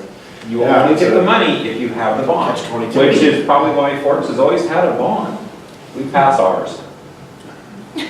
Good. It's definitely not a well-understood thing. Really, it's fairly recent that I've even understood this reality. And we've been trying to get the message out to school districts as best we can lately. There's a member of my staff whose job is just to liaise with beneficiaries, and she's trying to get this word out, because there are folks every year, right, who are putting up bonds, and we're working with folks right now, we're getting ready to do that are trying to incorporate this now into their messaging to say, hey, if we pass this, you get to access this money. You got a comment? Well, how to get the question? My page 10 does not include the box to the right. Could someone please send that? Absolutely. We'll get you. Absolutely. I will send this version that I have with me today via email to everyone. I just want to make sure whoever I give this to, that's what you just said. Yeah. Okay.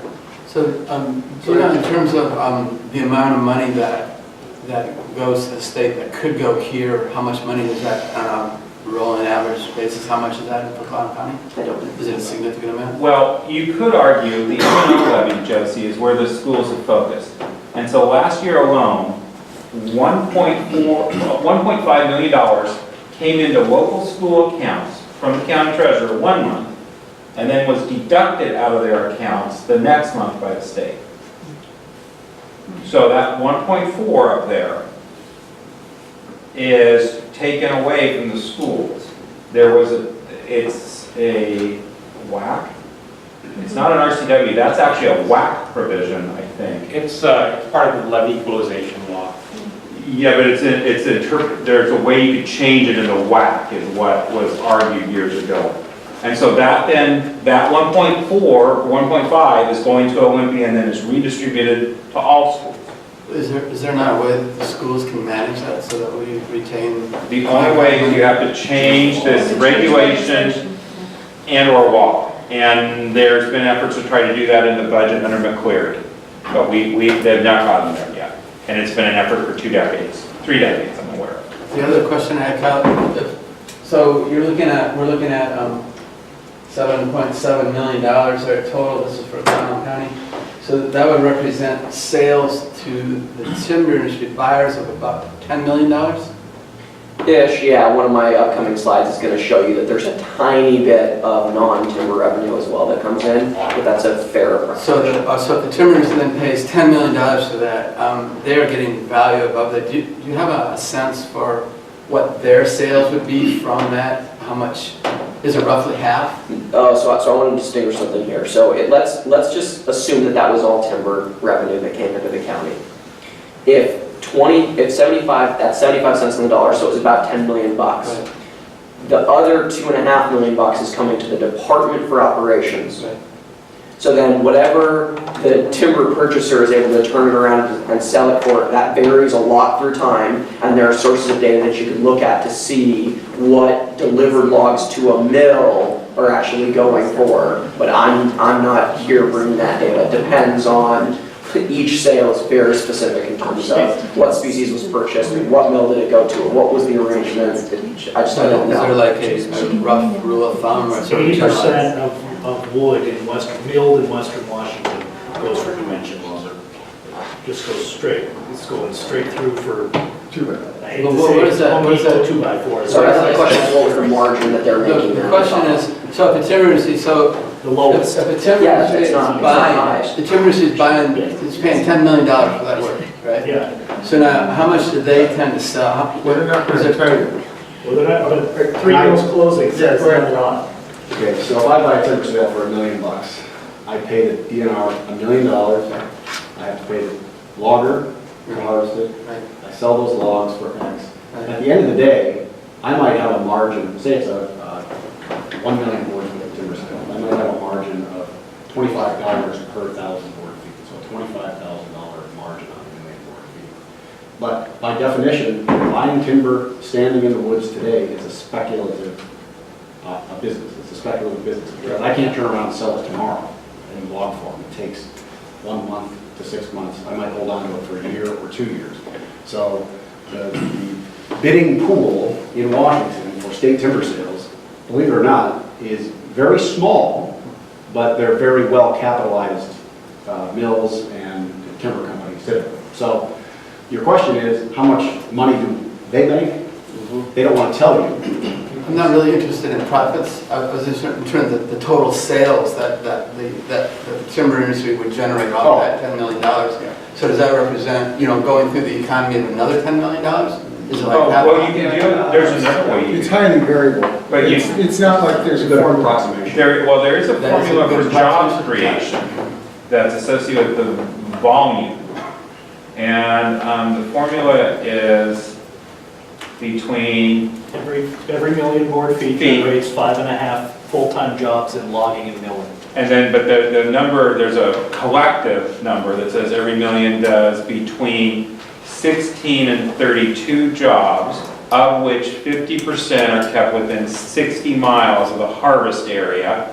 And so the number that we translate that to is every million board feet equals 8 to 16 jobs. And most of us use the 8 because of what you just said. And that is it's a Lipke and Bear and one other professor's name. I Report can't to the remember. legislature. Yeah. It's a public document. But what, in terms of this $10 million, that represents $20 million of economic activity from these sales, roughly. I would say that's probably not inaccurate. That's probably close. Probably conservative, but it's a good rule of thumb. Thank you. Anything else on this before? All right. So I said that there was some non-timber revenue. This is a picture of what that is. It is a relatively small fraction of the overall proceeds that come in. So, over this 10-year period, it was about $250,000 every year. So just think about that, $250,000 out of the $7.7 million that we saw. It's a tiny amount.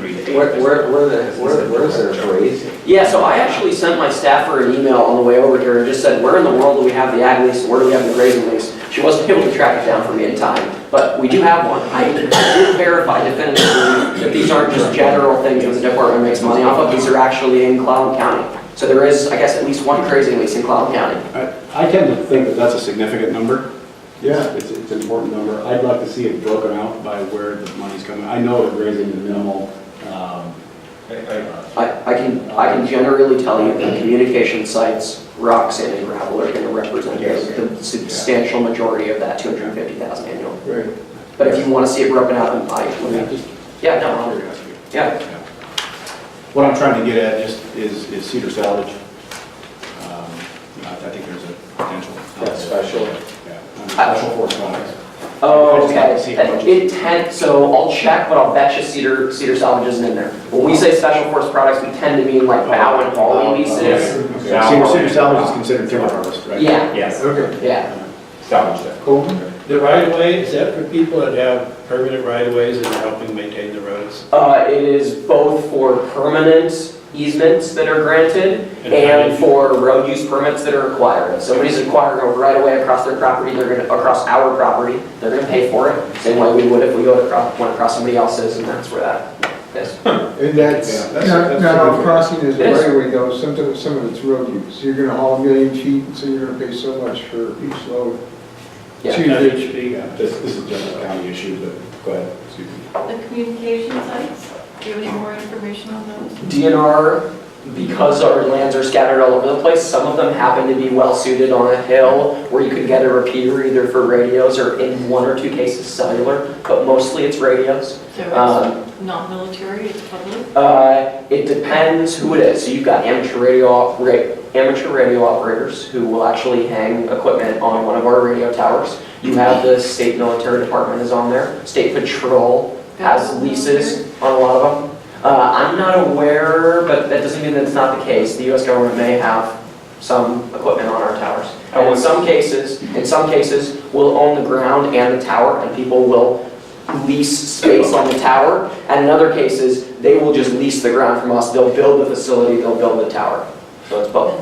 mobile communications Yeah. equipment? Yeah, They pay fees? Yes. yeah. Ellis Mountain is an example. Example, Nellie. Ellis is a great example where one of these leases is, as I recall. Yeah, so is Octopus. Yeah, it's down in- They tend not to be large footprints, but they are decent revenue generators for their size. You know, they're often very much so. 1.2 acres in size. Like all 92,000 are produced by an acre. I keep holding out hope actually on this one might be a That's 100 substantial square feet, future source of revenue. Cellular companies haven't yet mastered technology to make use of a lot of our land, but I'll bet you with more people and better technology, we might find this becomes a substantial revenue stream in the future.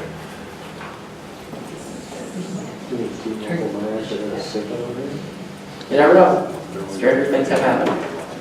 All right, so this is a picture of volume and revenue over time. So if you're looking at the green bars, look over on the right, because that's where the numbers are in terms of millions of board feet. If you're looking at the blue bars, look over at the left, because that's dollars a million. You can see this fluctuates quite a bit through time. On average, though, this chart is going from 1992 to 2014. Over this 20-plus year period, an average year for us is in the 20 million board feet range, generating in the $8 million range.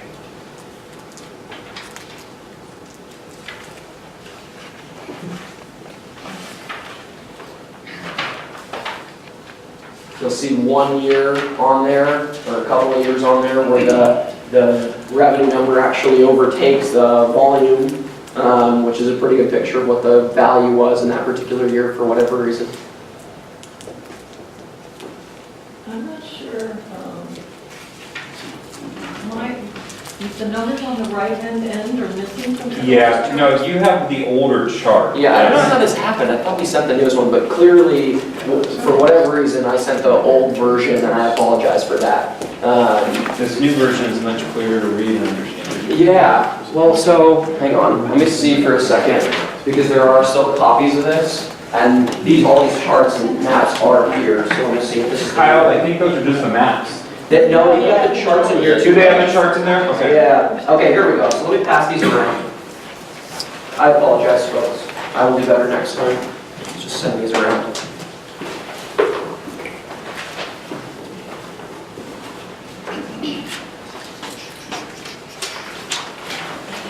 So on the right-hand side, it's measuring in millions of board feet. On the left-hand side, it's measuring in millions of dollars. So the blue lines are corresponding to the left side, and the green corresponding to the right side. So in recent years, it shows that the harvests have declined relative, or the revenues declined relative to the harvest. What's causing that? So there are Harvest type. There are a lot of explanations for a lot of different aspects of this. If you're looking at those couple of years, it has to do with the fact that the department in this region has done a tremendous amount of thinning over the last couple of years.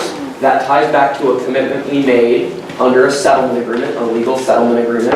Our current sustainable harvest calculation, the one we're operating under today, was sued and we settled back in 2007.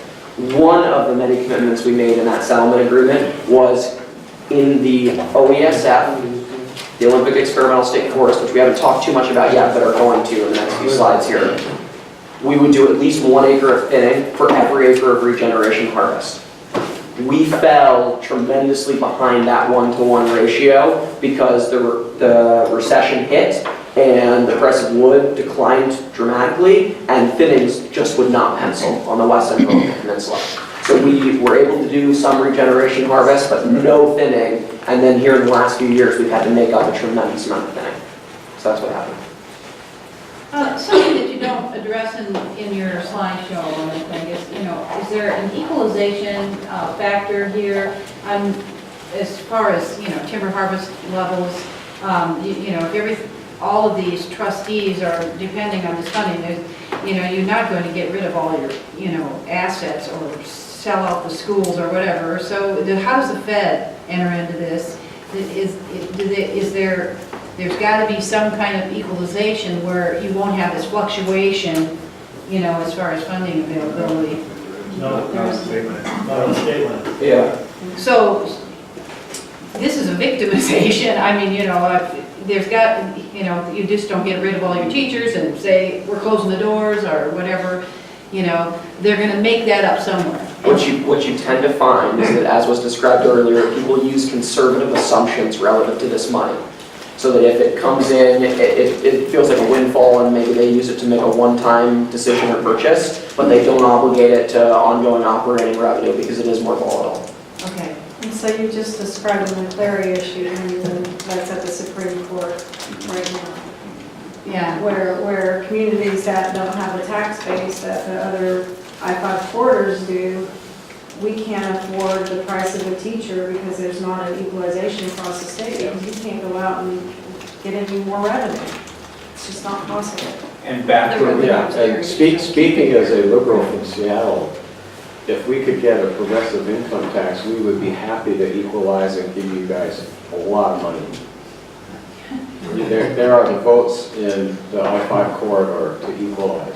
I'm going to go ahead and just say, let's not, no one touch that. That's not real. Let's not purview this committee, let's not. That's a great aspirational statement and not a special. Wonderful aspiration. My kids, though, will have to still go with timber. Rod, you were here to say something? Sorry, was anyone else going to? I thought Rod had something to say. One thing that you saw, and I'd have to go back to the county, maybe we can ask the county, I'm an expert sitting here to go back to staff and ask, but that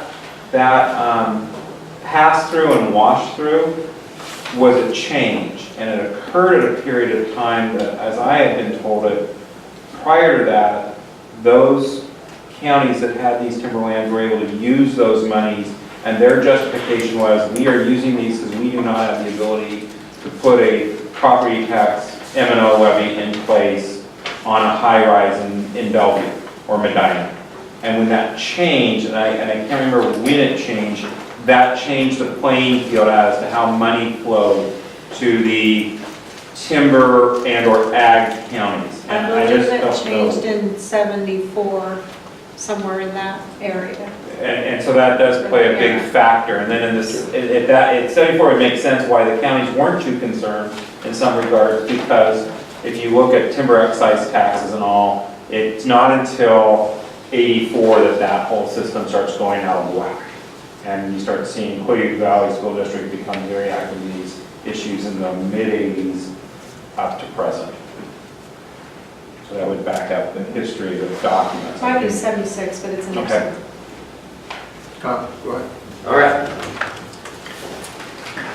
So the next topic is we're going to talk a little bit about how much money does the department keep for management of these lands, and what does that money go to? I'm sorry. No. Just as I was looking at that stack bar, do you have another stack bar for the same volumes by harvest type?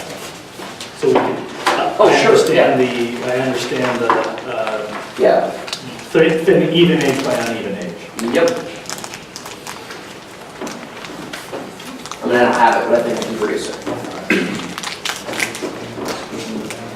And Rod, are you helping me to keep track of these when it comes in? That one, I got asked a sidebar, and so I'm going to say stack bar by Even harvest versus type. uneven age over time. Yes, I think I can produce that. Maybe a bar adjacent to that for each year on what the sustainable harvest calculation suggests in those years would be done, because I know that Waco, and I was there. There was a prediction by year on how much would be done by thinning and by clear cut going forward. So that is guiding the management, and then we have, it would be nice to know, based on what was sold for these years, which is reflected here, how that was actually broken out. Okay. When we get to that review of data, I think what we want to do, Kyle, is you and I double check, and Cindy double check all of our notes. Yep. Okay, this is the data, the request we've got so far. Yep. That's the first that I got real clear. Okay. Well, that one, and then Carol made her request at the beginning. Yeah, but that was, you said you'd take care of that. Yes, So. yes, I will. But just don't let me forget. And Carol, well, Carol. Perfect. Okay. So, The percentage on a dollar that the department keeps for management of these lands is different for the county lands, the state forest lands, than it is for the federally granted lands. Two different accounts are used to manage the lands, and we keep different percentages on the dollar. The Resource Management Cost Account, RMCA, is what we use for management of the federally granted lands. So you're not going to hear anything more about that, but I just want to make sure you know what that term is, so that if you see it somewhere else out there, you know that's the account the department's using for management of the federally granted lands, the Common School, the UW and WSU beneficiary lands. The Forest Development Account is the account that we use for the management of county trust lands. There is not separate accounts for Clallam County and Jefferson County and Skagit County and Waukegan County. It's all one account that we use for management of the lands. But they're all for the county trust lands. And the way that it works is that for every dollar of gross revenue generated by the department, we keep a certain percentage on that we use for management of the lands. That's the way our management works. It's not a per acre. It is out of the gross revenue, we are keeping a share for management of the lands ongoing. And does that include capital investment, like tree planting? Is that? In a couple slides, we'll get to a litany of things that the money goes to. Is that the same percentage? It is not the same percentage. Sorry, yes, the FDA percentage is the same across the state. The RMCA percentage is the same across the state, but the RMCA is different than the FDA.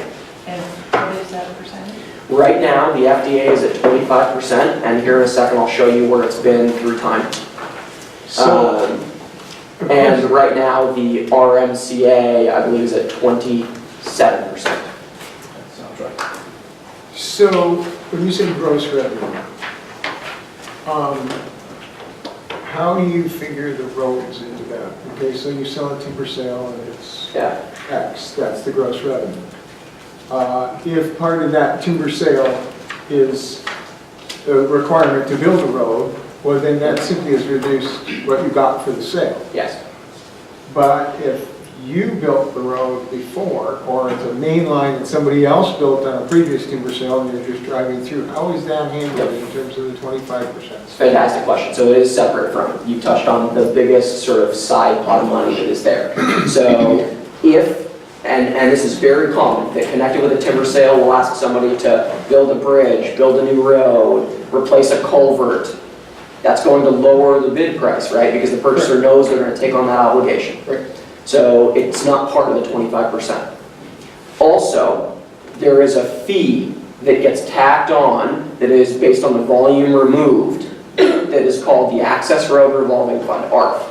ARF is the account that the department uses for basic road maintenance obligations, maintaining the network we already have. We've got more than 10,000 miles of road spread out across our land. So that is going to be, brushing and maintaining our roads through time, but not full construction, which tends to get applied to a timber sale. So the fee is paid by the purchaser? Yes. Just clarification, is the ARF account maintained in Olympia and dispersed to the regions on a planning basis? Yes. So if our road costs are very high on the Olympic region, you know that. I do. So a lot of money from the Olympic region goes to Olympia. Do you have a sense for if we get 50 cents on the dollar back for road maintenance and construction and RMAP obligations, or is it one-to-one? I gotta believe, if anything, actually, the Olympic region is the beneficiary of revenues that are generated elsewhere. Honestly, there's just, so for people who aren't as intimately familiar as you obviously are, the amount of effort we have to put into our roads has in large part to do with the amount of water that you've got in the area. That water is going to create the need for more bridges, more streams, and more maintenance of those roads ongoing. Olympic region is, as we all know, a wetter part of the state. And so it tends to be the case that revenue that goes into ARF from other places is needed to help with Olympic region, particularly right now, because there are so many culverts that we need to fix to get up to meet our RMAP obligations. For anyone that's not familiar with RMAPs, RMAP, Road Maintenance and Abandonment Plans. There was a decision made, what year did RMAP start? 1999. 1999. This applies not just to DNR managed lands, but to all lands that are governed by the Forest Practices Act. Forest and fish. Part of Forest and Fish. And it sets a standard for a lot of things, but one of the biggest costs connected with our maps is fish passage. And so we, and every other major landowner that's subject to the Forest Practices Act, have been out there doing a lot of work to replace a culvert, put in a bridge, replace a culvert, put in a bigger culvert, all for fish passage. It's actually one of the better success stories we have on the ground in terms of you go out, you do an RMAP project, you see fish the very next season in many cases. Pretty cool, but there's a big cost connected with it, and there's a lot of that that's needed to go on in the Olympic region. There's also the amount of rock that's required because of the soil, the amount of additional culverts that are required to remove the water from the ditch before it enters the stream. Yep. So those are all part of it, plus there's provisions for not increasing turbidity during weather events, so there's the opportunity where people might have to stop, and all these things add to the overall cost of the implementation of that program. And so your sales price then, I just want to go back to something you said. You have a timber sale, and you have an area of road that needs to be repaired next to or to get into that sale. And it may need culverts, etc. Those repairs and improvements would be a requirement to be made by the purchaser of that sale. So they may reduce their bid in order to pay for those costs. Yes, sir. So there are some of these capital improvements that are done by the purchasers, and they're reducing their price to you to recoup that investment, those improvements in lieu of you using ARP funds? Yeah. Okay. Right. That's I good. just want to make So sure. the road maintenance, though, Exactly. some of that's going to come right out of that other account because it's not tied to a timber sale, but it has to be done by 2016, so that all has to be replaced. You got it. Even only the standard timber that's in there is, 20 years old. Yes, and we use both. Where we feel like it makes sense to connect it with a timber sale, we do that. Where it doesn't, we don't, and we use the ARP fund. Really good questions. So, here is a litany of costs that are part of the 25%. Setting up timber sales, right, that staff on the ground in the regions, they go out, they're typing the streams, they're looking for unstable slopes, they're preparing the SEPA, they're doing everything that goes into setting up a timber sale. Road layout and design is also part of setting up a timber sale, but we have engineers whose job is to go in and site those road locations appropriately, meeting all environmental regulations and other laws. We have an active, by the way, I'm not going to go into detail on each of these, I'm just going to sort of touch the highlights, and if you've got questions about what one of them means, let me know. We have an active transactions program. We are buying, we are selling, we are repositioning our assets. We are trying to get out of low-performing assets and into high-performing ones. We're trying to block up our ownership, because the larger blocks we have, the more efficiently we can manage that ground. So we are constantly doing that. Silviculture is the term that we use for managing forests through time, and that applies to a lot of things. Planting is a silvicultural activity. Controlling competing vegetation for a young plantation, that's a silvicultural activity.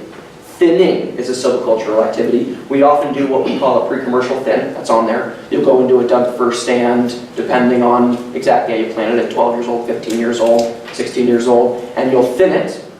You planted it more densely to help beat out competing vegetation, but if you don't go in and thin it at that age, that stand is going to lock up. There's way too much competition in the stand. And so you go and you remove some volume from the stand, but it doesn't have a commercial value yet. The trees are too young. And so often you're just removing them and leaving them, or maybe chipping them out, maybe. But we need to pay for that activity, and so that comes through the department's budget. Sorry, go ahead. What percentage of your land is pre-commercially thin? I guess the point is, if you log it, you plant it. And if you plant it, you have to deal with the competing vegetation. But if you don't get a lot of natural seed in, and you have a fairly uniform stand, you might not. Correct. Commercially thin. So that's one of the discretionary treatments, whereas Absolutely. others are not. Absolutely. What was the discretionary treatment? Pre-commercially thin. discretionary unless, maybe not in the language of going back to the trust and maintaining future potential, a pre-commercial thinning is an absolutely necessary, it's a restoration activity for future habitat that doesn't even exist yet, that you will foreclose on future opportunities for lots of benefits and volume if you do not pre-commercially thin. Because you'll plant at roughly what on the west end, say on the west side? You will plant a stand at? Depends on where it is, 200, 300 stems. And after 4 years, what will you see? You'll see 1,000 between plus. 1,000, 2,000. Yeah. 5,000. I mean, If you go back to what I said, I agree with that. Then you've got a lot of naturals coming in. But there are some times when you can actually plant the stand where you don't get a lot of naturals coming in. And the naturals you do get coming in are the competing hardwoods, which you're going to take out with your competing vegetation. That's all I got. It would be interesting, Kyle, I know the department has one for, I've seen it through the ODSF, I don't know for the rest of the county lands, but there is a table of, I think it's by acres, pre-commercial, potential, and actual thin. And it might be interesting for folks to see because a lot of the pre-commercial thin, not all, but a lot of it is done by OCC and other organizations, the prison-related entities, and that also has a secondary social benefit beyond timber, and that is of importance as well. And I think my overall point on pre-commercial thinning, and I would stress it, is that for the things that we will be talking about with the habitat conservation plans and the things that DNR has committed itself to achieving. Right. So maybe not forest practices as other people are practicing them. Forest practices for the things that DNR has committed itself to achieving. Pre-commercial thinning is not an optional exercise in Clallam County. So if you've got 200 stems per acre and it's 15 years old, what do you cut to? Well, you're going to go try to get back to 200 stems per acre because the 5,000 hemlock that have come in. No, I mean, you already got 200. There's no 5,000 hemlock there. I think you guys are in violent agreement right now. I think you guys absolutely agree that if a lot of naturals are coming in, which is the case the majority of the time, the overwhelming majority of the time on the Olympic Peninsula, you're going to need to do a pre-commercial thin, otherwise that stand's going to lock up and not be good habitat, not be a good future commercial cohort. It's just not going to work for any purpose. But there are occasions where for whatever reason, the particular site, that particular moment in time, it didn't get a whole bunch of naturals that upped the stems per acre dramatically. And I think you guys agree, if for whatever reason you went out there at 15 and it was 200 stems, you wouldn't necessarily need a PCT. On that acre that exists. Yes. Okay. I would agree. To get back to 200. Yes. Is what, and I don't see it. So, I won't belabor the point, but the size of the harvest unit has a large influence on how that flushes out. But you made the mention that you have to, because of the 2007 Settlement Act, and that was for the Olympic experimental state forest only, where you have to. That applies to commercial thinning? Not pre-commercial thinning. Okay. That's a good question. However, Yeah, commercial kind of came in there in a way. I mean, yeah. But no, the settlement was not just for the OASF. No. It was for the entire West Side Sustainable Harvest. One particular clause in that settlement agreement applied this one-to-one requirement. And the other important separation is that this is an activity that you have to have cash in your bank account to pay for because you're not getting any money in. Like on the one-to-one commercial thinning, you're doing an activity that is generating a revenue. This is something that you have to write a check for. Yeah, go ahead. Was fire suppression finance on this? So DNR, as a forested landowner, pays I don't even remember what the fee is right now per acre. We pay the same fee that everybody else does for the action. It's kind of goofy because there's a separate part of DNR that fights fire, and every landowner, including DNR proprietary forest lands, is paying into that so that the DNR firefighting team has the staff to go fight fire on our lands and everybody else's. It's basically fire insurance. Yes, yes. So we did a really good job on this slide looking at some of the direct costs, but Bob's question is a great segue for another point I wanted to make. I hear a lot from folks about DNR's management fee and that it is way, way higher than any private landowner that's managing forest lands would take.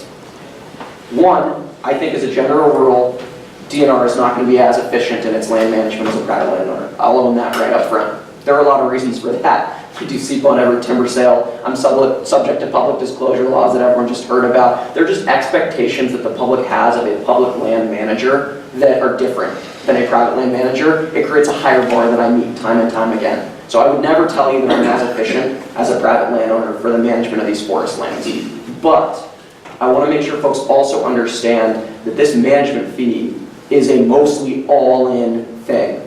So these are the direct costs, but the management fees also go to pay my share of the agency's HR department and the IT infrastructure and the facilities that we maintain around the state and compliance with the public disclosure laws and all the staff time that goes into that. Those are all costs that are also part of the management fee. The agency's legal budget, I gotta pay my good fair share of that, and that's part of the management fee. And so oftentimes you'll hear numbers thrown out there like a private landowner is managing for 8% or 10% or something way less than 25. Oftentimes what's going into that number is not the same. So I would just caution you to keep that in mind. Do those management fees go to cover every cost to proprietary management? Are they all, you said they were all in, substantially all in? The roads example is the biggest example of it not being all in. Yeah. By far the biggest example. Okay. So every activity that happens that you do, every timber sale that doesn't happen because of a road washout or a challenge of some kind that you spent time on and you paid for, means that one of these other things does not happen because you hadn't paid for it at that time out of that account. Yes. Okay. Yeah, we are a very cash flow dependent organization. These obligations that DNR have as a public entity, how much of that would change should Clallam County attempt to do these things? That's a really complicated, nuanced question. It would depend entirely on how Clallam County chose to approach it. So, and I have a follow-up to that. I think it would be helpful to inform our consideration through this year to have some economic analysis of the comparison between public and private management overhead. We might be able to get some information there. As a general rule, though, I haven't found private companies willing to open their books to that degree to help me make that comparison. I think that's why we requested to talk to Grace Harbor County. Yes. To get some light on, because they have all of the public responsibilities on this list, but they're engaging in it themselves. Yes, that'd be really hard to do. Go ahead. It's really tough to do that comparison. I mean, I work for a private company and we struggle internally trying to figure out how much it costs to manage our own lands, and we're much smaller than DNR. Be happy to, to the extent we're able to compare, but I think you hit the nail on the head. The other obligations that you have for transparency and a higher bar to achieve with the public puts on a level of cost structure that is pretty onerous. And happy to have the discussion. I think it's a good sort of academic debate, but it's impossible to think that these lands, should they be reconveyed, could be managed under a private sort of model. It just, in my view, couldn't happen. I don't think the public would tolerate it, but I'm happy to have the discussion.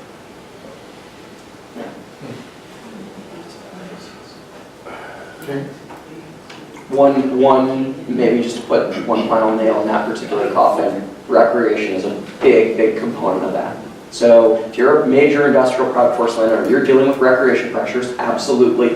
And there are examples that have been in the media recently of major private forest landowners struggling with that, but it's nothing to the degree of what's expected by the public in terms of access to DNR land, not having gates, and all that road use is money that then the trust is gonna have to go and pay for the maintenance of those roads over time. And any damage to timber that's coming as a result of that, no one's covering my bank for that either. That's all part of what it means to me. And part of this is, there are some folks who really are very pro-trust mandate, and they want to see the department aggressively pursuing its mandate and generating revenue for the beneficiaries. But there are also a lot of folks in the state of Washington who just see them as public lands like any other, and they don't distinguish my ownership from state parks.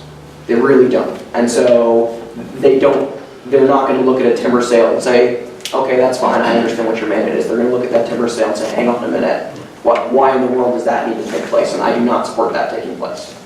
I think it would be really good to be able to at least identify the holes, if we can't put a number on them. Yeah. Identify areas where numbers are missing in one picture vice the other, or obligations that DNR has that other organizations wouldn't. Yes. Well, and one area you could put a place on that is SEPA, because under the Forest Practice Act, the private and local governments don't do SEPA on every timber sale. And DNR does as a result of a lawsuit settlement agreement in the 80s. SEPA is the State Environmental Policy Act. So we review every timber sale. We do an environmental checklist that looks at a whole variety of environmental values. Now, whether or not, if the land were to come to the county, and I think the second part of the question, the resolution, is what I see as more germane, is that, what would the county do in that situation? And I don't think there's an answer. It'd be interesting to know what Grace Harbor does and doesn't do. That might be the only indicator you get. And until you get a lawsuit. Yes, and then whether or not you would settle it, or whether or not you would go to the Supremes versus settling it at the county, and then make a state rule, a state practice, not a rule, would be another set of questions. And I would definitely, for folks who are interested in just understanding how this functions and operates, the Oregon Department of Forestry is another really illustrative example, because that is a public timber management organization that operates under a very, very similar, if not identical, mandate. They struggle with all the same things that we do. All right, so this is a chart that goes back to June of 2007, and it just shows you that the blue bar is the FDA account, so this is the forest development account. This is the percentage as it's changed through time. So it's kind of hard to read, and I'll just read sort of what happened. So in June of 2007, DNR was keeping 22 cents on the dollar. In March of 2008, we shifted that up. And by the way, these shifts require a Board of Natural Resources action. The counties have a seat on the board. The timber counties get to elect a representative. Commissioner Bill Peach, are you in the room? No? He is the current county representative to the Board of Natural Resources. And the board, for anyone who's interested, is made up almost exclusively of the beneficiaries. So the commissioner, my boss, chairs the board. The governor has an appointee. And then the other four are all beneficiaries. So UW, WSU, the counties, and the superintendent of public instruction fill out the 6 seats on the board. So the beneficiaries are really well represented when these types of decisions need to get made. The department needs to go make a strong case, because we're essentially asking the beneficiaries to keep 1 or 2 or 3 less cents on the dollar if we want to take the management fee up. So it started at 22, it went up to 25. It held there until 2011, April of 2011, when it shifted to 23. And then in October of 2011, it shifted down to 21, where it was for a little while until July of 13, when it shifted back to 25%, and that's where it's been. We make these decisions based on a variety of factors that you'd expect. What does the market look like? What's our economic forecast in terms of timber prices over the near term? How much volume are we expecting to remove?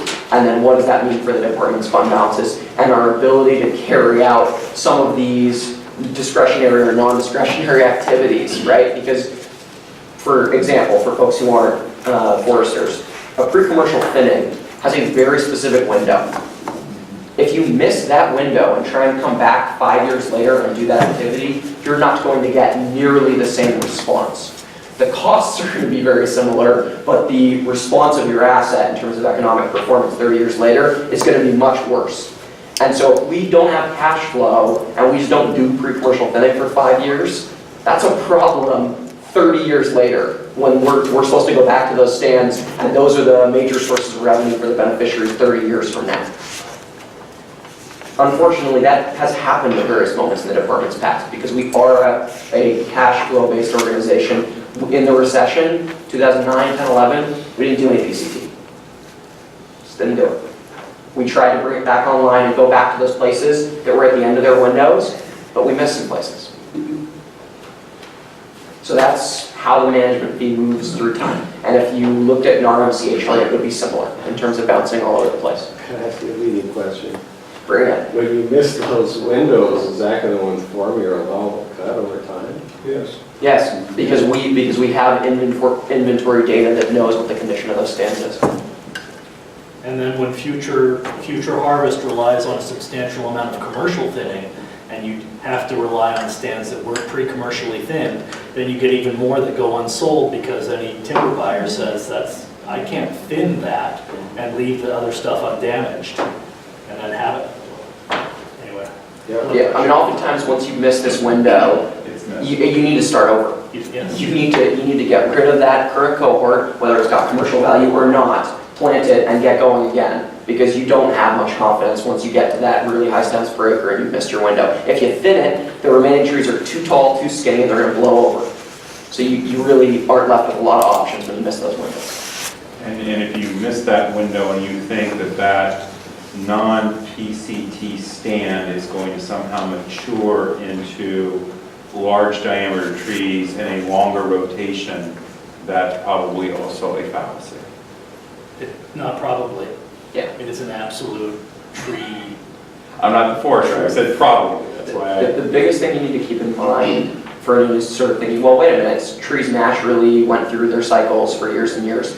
The amount that we are planting at and the circumstances under which this stand is developing is just very different from what forest ecosystems used to develop in thousands of years ago. And so you really can't just trust that if you miss that PCT, you can come back in 500 years and it'll look like a more healthy stand. It's not the way it goes. So we have this, it involves Federlands, but we have this collaborative going, where we're going into sometimes 80-year-old stands, sometimes older, to do commercial thinning. I hear you saying that doesn't work. No, sorry, I should be more clear. That absolutely can work if a stand was thoughtfully managed earlier on. So if you're going into a relatively healthy 80-year-old stand, you can thin it out, and those trees are going to withstand. They're going to be wind firm, most likely, if, as long as your prescription was intelligent to the site. But what I'm talking about is where you planted a stand, controlled the competing vegetation, and then instead of having 200 stems per the acre, you have 2,000, 3,000 stems. They're just, you call them dog hair, they're just really skinny. They are not wind firm. And so if you came back at 80 years and tried to thin it, which you come back 10 years later and whatever was left that you didn't take would have blown up. So just to visualize, when you talk about 200 stems per acre, how far apart are the trees? 16 feet. 16 feet. That's 15 feet is 250 feet. Well, it sounds like the county, if this land did revert to the counties, would still run a down cycle, would still have the same problem of raising money for commercial thinning. I don't know that to be the case. I mean, if the county was managing the lands and they were keeping 100% of the revenues, then they could make decisions like, hey, for whatever reason, we've hit a downturn. Instead of the 25 cents on the dollar we usually keep for investment in these lands, we need to keep 40 cents on the dollar for the next couple of years to make sure we're still making these critical treatments to look out for the investments over the long term. They might have that flexibility, whereas I don't. There are maximums on my management percentages that are set in statute. So if I want to raise them, I got to go to the legislature and get them to raise my maximum, and then I got to go to the board of natural resources and get them to raise my actual. It's a fairly labor-intensive two-step process, and I can tell you right now, nobody's giving me 40% management fee, no matter how much I plead, even in a downturn. Just because when you're in a downturn, everybody else tends to be in a downturn too, right? So one of the things you see here is that at the same time I was telling you that we were cash-strapped, we were lowering the management fee, and it's because the counties were hit as hard or harder than we were. And so we wanted to try and return more cents on the dollar to them because we knew they were hurting badly. You also have an inventory. that says you have this many acres in this age class, and you can do it in 10 years or 5 years, or you can do it 1 year. So that you can tell, I got 10,000 acres next year that need to be thinned, or 100. So if your inventory is reliable and useful, that's exactly how you use it. You need the department to manage it, hopefully. Yes. Well, you need to manage an inventory, yes. However you do that. You can do it with a contractor, or you can do it with a department. Yeah. Or you can do it with one person. The main thing is it needs to be done regardless of however you do it. Okay, so, Mr. Chair, you said you wanted to take a break at 2 hours. I've got one last section of the presentation, which is to talk a little bit about the OESF.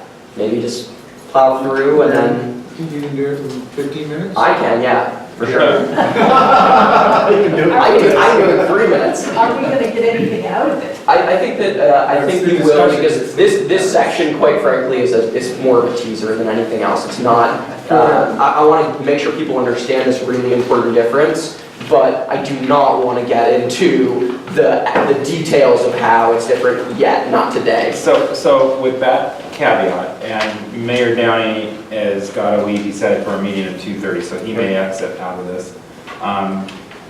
I think we need to have a discussion when we get to February and March, because none of us have talked about where we would put the OESF on a work plan agenda. Yeah.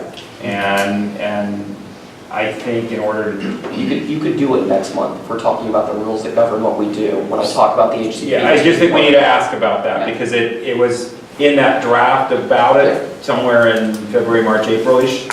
And I think... So let's just finish with this and do it that separately. So I'll jump to this one because there's another side that does that for me. So, for the 92,000 acres of Clallam County forest land that we manage, that we're talking about for this committee, a little less than half of them exist in what's called the Olympic Experimental State Forest, the OESF. It's kind of tough. Maybe I'll just go up and point to it. There you go. So, you can see it. It's sort of the west side. Here's your line. West of Lake Crest. If it's occurring over here, that's part of the OESF. If it's occurring over here, it is not.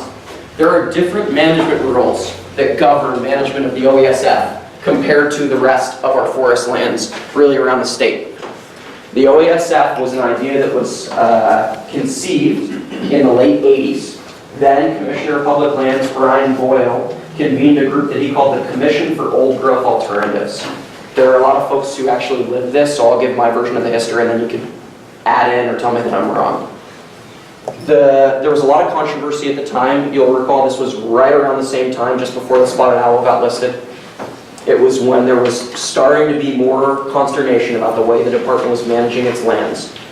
And this commission was supposed to come forward with recommendations for how we might be able to do a better job, achieve a little bit more consensus in the way, in terms of supporting the way the department was managing its lands. One of the many recommendations that came out of that Old Growth Commission was the creation of the Olympic Experimental State Forest. This is supposed to be a place where it's not zoned. In other words, every acre is available for commodity production, and every acre is available and supporting habitat. That's what the idea is. Elsewhere around the state, you tend to have a little bit more of a, this acre is for revenue generation, and this acre is for spotted owls. And they're not the same acre. The OESF was supposed to be blending these different objectives together, all in the umbrella of one forest. There are about 270,000 acres total in the OESF. So you've got 42,000 of the 270,000 that are managed. The OESF was then codified in the HCP that we signed in 1997, the Habitat Conservation Plan. And we'll talk about this in greater detail next month. That's why I say this one's kind of a teaser. But that's the broad vision for the OESF. The forest itself was intended to be an experiment. That's why it's called the experimental forest. It's not just that you'll do research in the forest, it's that this idea of managing a forest for all these values on the same acre is an experiment. what I have to say about the OESF. So how do you do that? Because a lot of habitat really depends on old growth. So how do you manage the whole thing for both timber production and habitat without going to really long rotation forestry? It's an excellent question. A lot's happened since the OASF vision was first created. You know, one of the other things that came out of the Old Growth Commission was that we were going to defer harvest of 15,000 acres of old growth for 15 years to try and figure out how to manage it ecologically.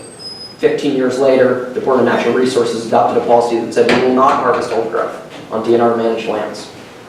So there are big pieces of this that don't quite fit with the original vision as time's gone on.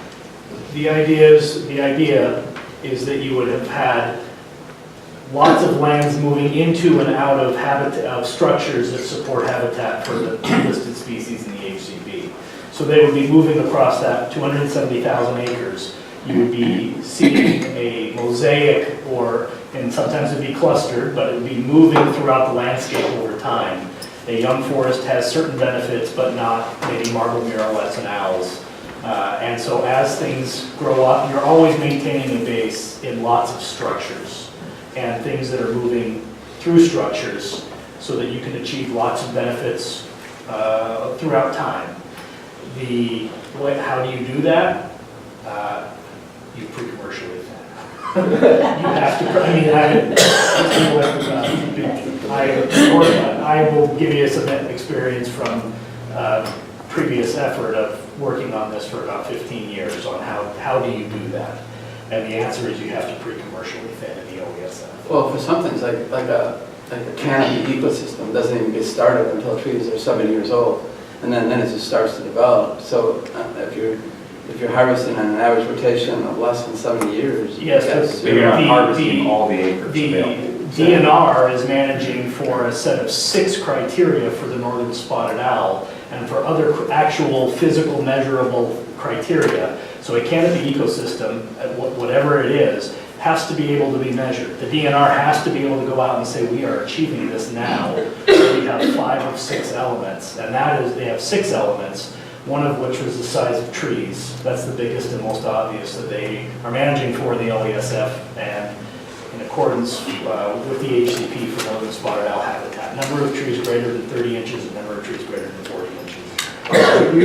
You have to keep in mind that you're not talking about harvest on the entire land base, because there's going to be a significant portion of the land base you can't harvest at all because of riparian buffers and stable slopes and those types of things. So not every acre is the same. But really importantly, a lot of that's come in after the OASF vision. And when the OASF was conceived of, forest practices HCP didn't exist. We were a long ways away from where we are today in terms of the way we manage for riparian and slopes. That's true, but there were still riparian buffers required in 1988. Yep. Oh, no, I know.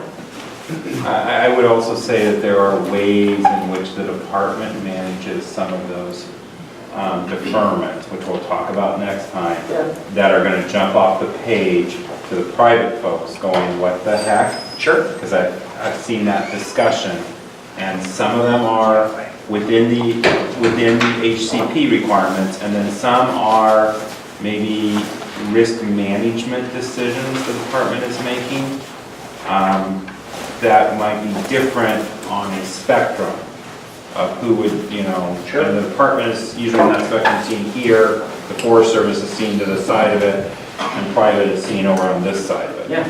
So. Okay. So that is my presentation. So let's take a break, and then if there's questions for Kyle, we'll get into that before we move on to the agenda. So we're off the record. On break.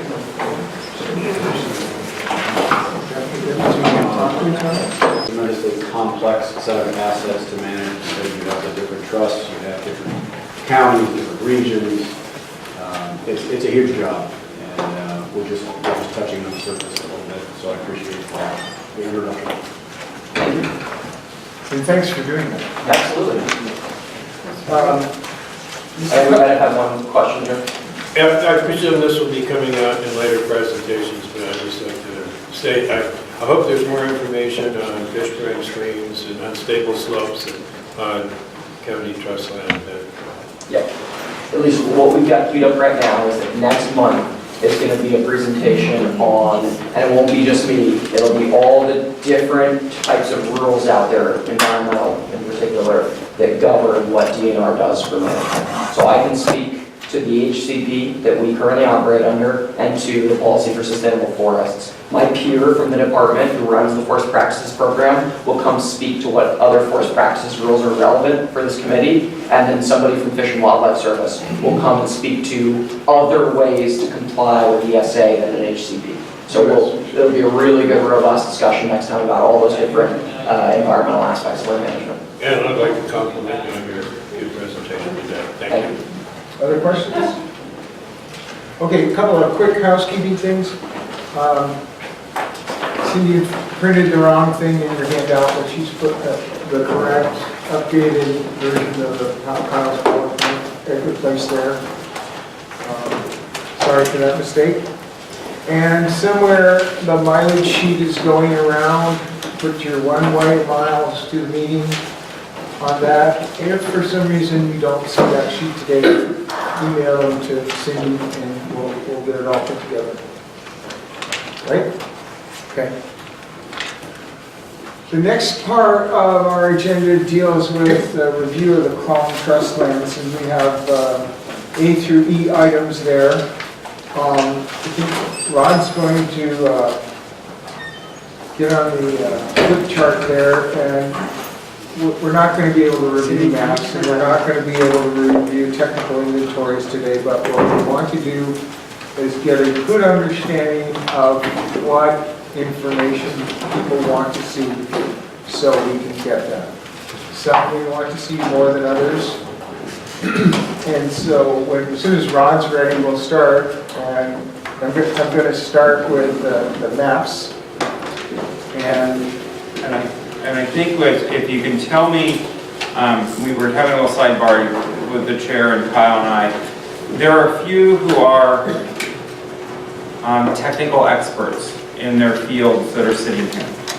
And that's vital, and they might have very specific technical data questions. What we might try to do is get out the general data questions, the general requests people have for information. And then when we stick to these more technical, we might ask a few of you to stay if we can break, if we get done early, and say, let's get those technical ones too. But that way we don't try to have, do you mean this polygon by this size for this server? I mean, because the rest of us, our eyes will glaze over.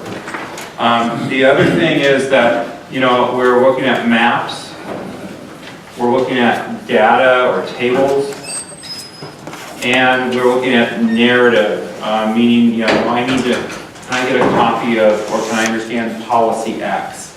And that way Kyle kind of knows what type of thing who he has to go talk to. So that's why we're trying to break this up in a certain way. It's to really help him go to his staff and say, this is what I need. So maps is the first one, I think, right? from a general point of view, I would like to have some map or set of maps so that anybody on this committee could drive to any particular draft and find it. Years ago, DNR, I think they discontinued printing them, they had those maps. So we still have some quad maps. I don't know if we're still printing these versions, but if we do, I can bring quad maps that allow that. So that if anybody together or separately wants to go look at a piece of ground, we can do that. And we can also have the maps we're talking about. If we get a majority of us out in the woods, do we have to have an agenda? Yes. Okay. Yeah. And what we do is we publish a field trip agenda. Oh, And it says field trip issues to be discussed, no action will be taken. okay. So can we get a total volume of standing timber throughout all the trust lands, including whether or not it can be, whether or not it's in reserve or not reserve, just the total amount of standing timber? No, 92,000 acres. Yes. That'd be great, thank you.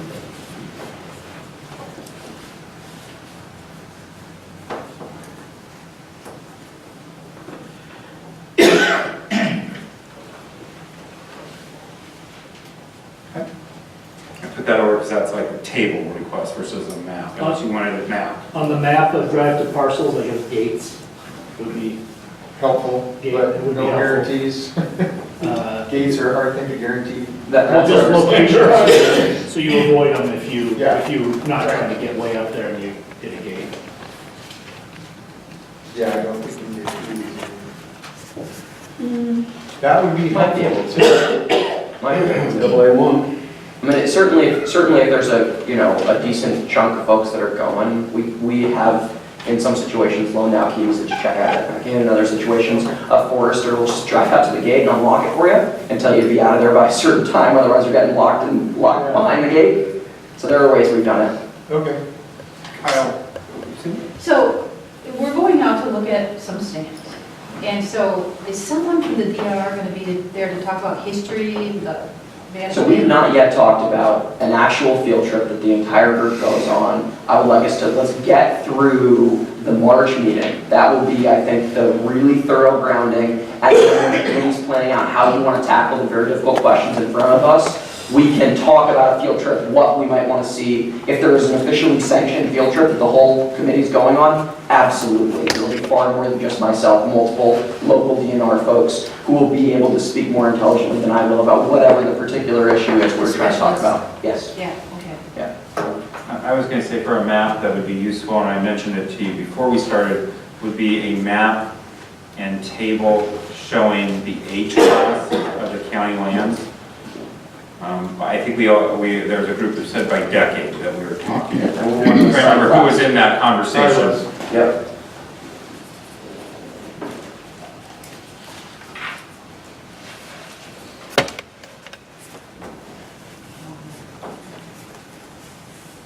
And then the other one we were talking about beforehand is Site class by decade, map and table. site class. For those who don't know, site class is the sort of ability of that particular landscape to grow. The lower the site class number, the better forestry ground it is. Site class 1 is extremely good, site class 5 not very good. And In order to know where we're going. I'm not gonna ask anybody to drive out in the woods. Like, if we do this, it's very unlikely that you're gonna be using your own cars. It's very unlikely you'll be driving. It's yeah, pretty likely. we'll arrange a field Yeah. trip in certain ways. We've done this with the ONRC or the Yeah. companies. There's a way they do this. Yeah. So, the other maps that we were talking about was, we would call them a green out, the others green up, and the others call them a brown out map. And that would be real relevant for the next one. Yep. And what that is, it's a map of the lands, and then you start taking off the layers that are deferred, or that are in roads, or whatnot, and then you have the final acreage that's available for manage, and you produce those for the community. It's a college. Huh? It's a series of maps that have the different characteristics of layer, all roads, which would include highways and dirt roads, and all streams, which would include fish and non-fish type of deal. Stable slopes. Yep, all that, deferments, yep. Go ahead, Joe. Some years ago, the DNR said they had classified the health of the riparian zones. I think 60% was unhealthy or something. Do you have maps that show? I haven't seen it, but it doesn't mean we don't have them. Let me check. Watershed analyses. Oh, okay. Yeah. Okay. I don't know, Part of it, though. yeah, and I don't know if all those were digitized. Definitions. Probably not. And it's not going to be on all lands. Is a watershed analysis the closest you can get to a land management plan? I'm sorry. No. Do you have those for? We have land management, we have one land management plan. It is in the South Puget Sound landscape. We are working on a land management plan for the OESF. And by working, I mean 25 years in the making. With the delivery date of when? You're seeing 2 or 3 of us go. Yeah. How do we ask this nicely? There's no way to ask it nicely. Unfortunately, I haven't been here for 25 years, so you can't blame me. We'd like to see that though in this document. So for anyone who wants it, there is a revised DEIS that is on the street, it's a public document, if you go to DNR's website, that is analyzing a plan that's on the website, but it's not final. It's a draft. The public has submitted comments on the draft already. We are in the process of responding to comments and finalizing the plan and finalizing the EIS. Hopefully, that's a sort of late spring, early summer, actually having the OASF plan done, which would be great for Jason. Well, you're also going to get, you're also Yeah, going to I get don't some think of you're the gonna hold land your breath. management is just going to fall out of all the other stuff we asked for. So you've got your site class map, you've got your age class map, you've got your stream buffers, you got your set-asides for unstable slopes, and so now here we got this big piece of land, and this is how much we can model. Do you guys, I assume you do some level of long-term planning for harvest scheduling. Do you have a map that shows the units by year or by 5-year period going forward? So Jason's asked for basically the exact same thing, so whatever I provide there. I asked for the last 10-year plans worth of those, not going forward. Correct. But do you have it going forward? The model that we run is a 100-year model. The calculation then that the board locks in is 10 years at a time. So the same model that produced the ones that you've asked for had beyond that. Yeah, so you're looking backwards, I'm asking for forward. I know, and I'm saying, yes, whatever I've got, I can do both backwards and forwards. The biggest thing I want to caution the two of you who actually know this stuff really, really well there's the type of model that we run is a west side overall model. It is very likely not going to get to the level of detail in terms of individual watersheds that you might be looking for. That's an important point, so. Yeah. That's not, sorry, go ahead. Go ahead. You're ahead of me on this stuff, because Options is what was run, I know, 10 years ago by Don Reimer's group, and that had very specific polygons removing all of the things that we're talking about of unstable slopes, roads, riparian zones, everything down to a very high resolution. So it was not, I'm misstating what I'm requesting, but I know that the options model was a very specific, and it took lots of computer time to process. Yes. And whether or not it uses, whatever it uses to project the growth of the timbers, I'm not gonna, that's fine if it's a west side average. Okay. But the polygons and the removals and all of the items that it considers is very high resolution. Okay, now I'm tracking, because I think the verbiage in what you would request originally is something like volume promised, and so I was interpreting that to be sustainable harvest units, which is the scale at which the board adopted something, right? So the model was more spatially explicit than what the board ended up adopting. The board ends up adopting a number for each sustainable harvest unit. And so when you say something like promised, I'm going to go to what the board actually adopted, which is what was promised. There's quite a bit more detail that's below what was promised, but that informed what was promised. Yes. That makes sense. Yes. So I can get you the more detail now that I understand that. I also, I mean, if decisions were made and there's unhappiness with something called an arrearage, whatever was used to, I will take whatever and if it's on a lower resolution data, that's just fine.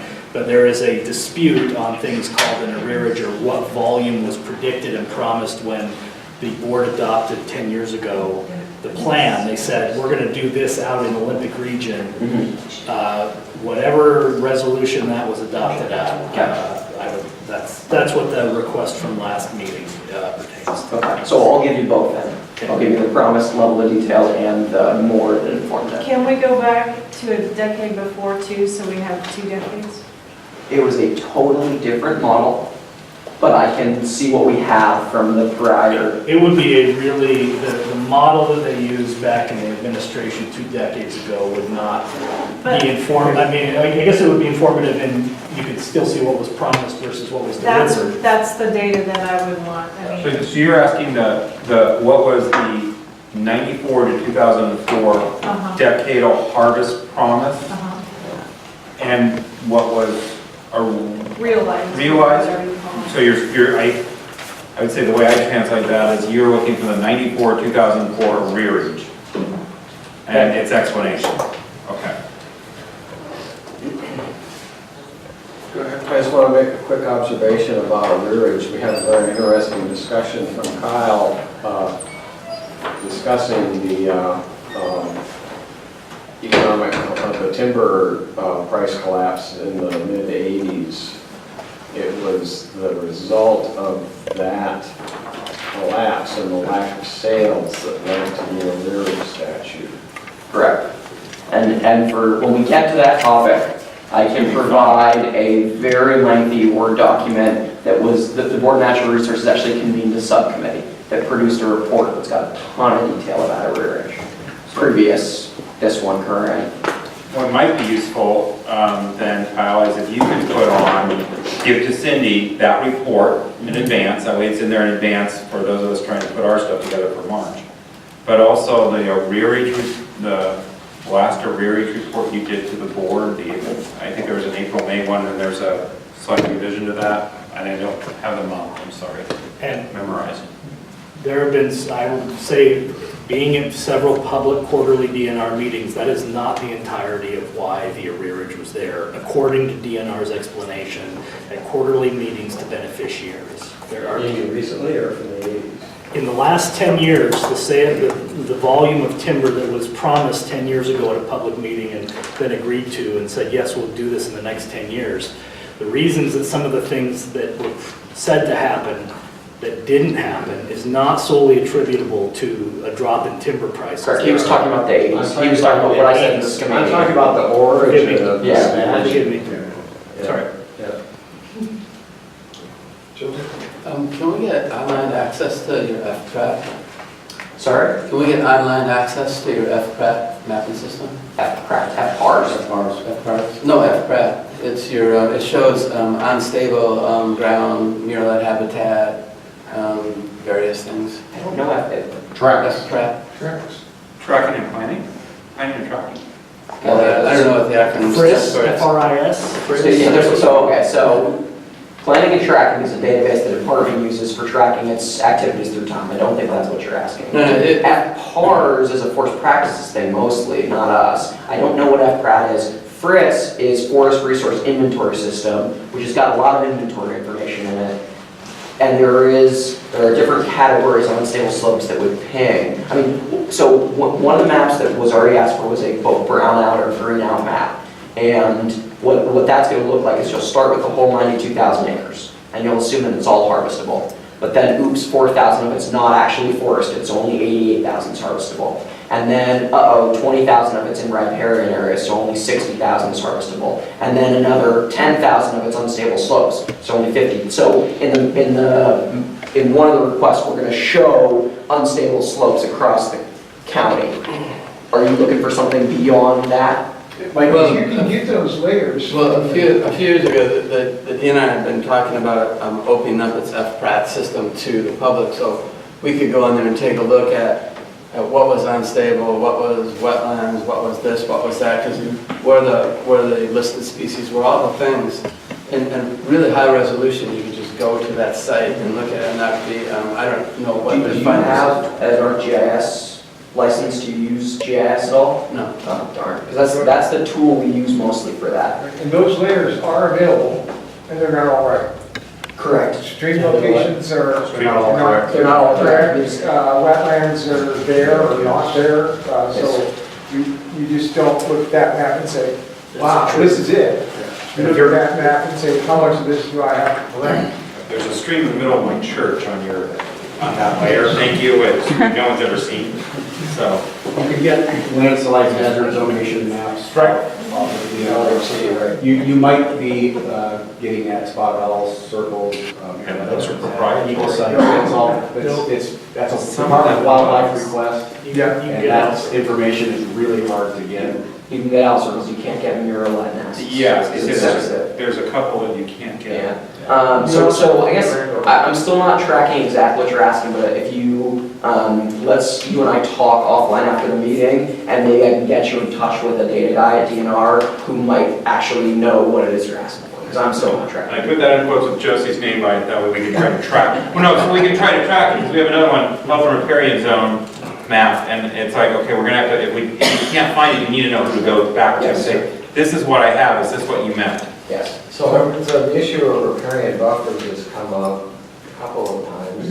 And my understanding is in the OESF, there have been significant harvests in those buffers. So I'd like to have that synthesized. So we will get to that in the March meeting when we look at sustainable harvest, because that apportions target not just by overall numbers, but by how much of this is thinning, how much of it is regen, how much of it's supposed to come out of the riparian. Yeah, but it's a footnote to the restrictions that we're going to talk about. When we talk about restrictions, it's going to be a pure policy conversation. We're not going to look at performance. No, but The March meeting will be sort of how we performed given these restrictions. the nature of the experimental forest and what its provisions are that have allowed DNR to do Yes. certain things is different than outside of the OESF. Correct. And it specifically will target some riparian zones Yes. on why certain things may have been done that look different than what hasn't been done outside. And by March, I'd like to have quantification. Well, so the answer for anyone, for your benefit, 390 million board feet were supposed to come out of the riparian areas over the decade. That's not just OESF, it's not just Clallam County, but that was the total number. It represented about 8% of the overall volume. We did 39 million, so 10% of what we expected to come out of riparian areas. So more of that came out of the OESF than elsewhere, but we did not do a significant amount of riparian harvest anywhere, including the OESF over the decade. It's probably the single biggest contributor to the irrigation.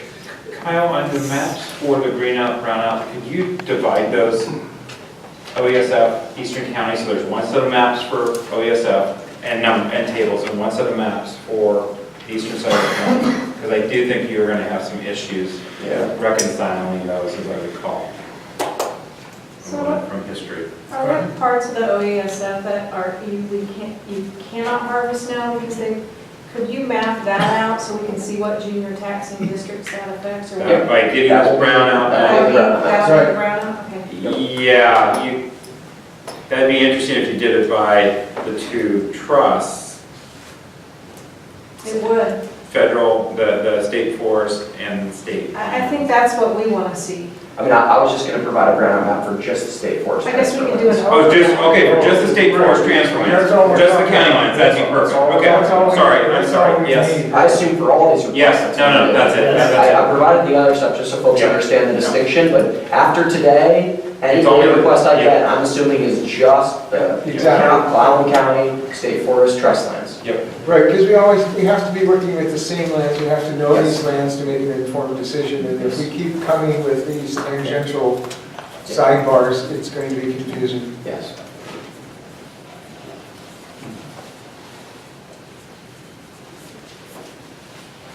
I'm just writing that down. Totally fine.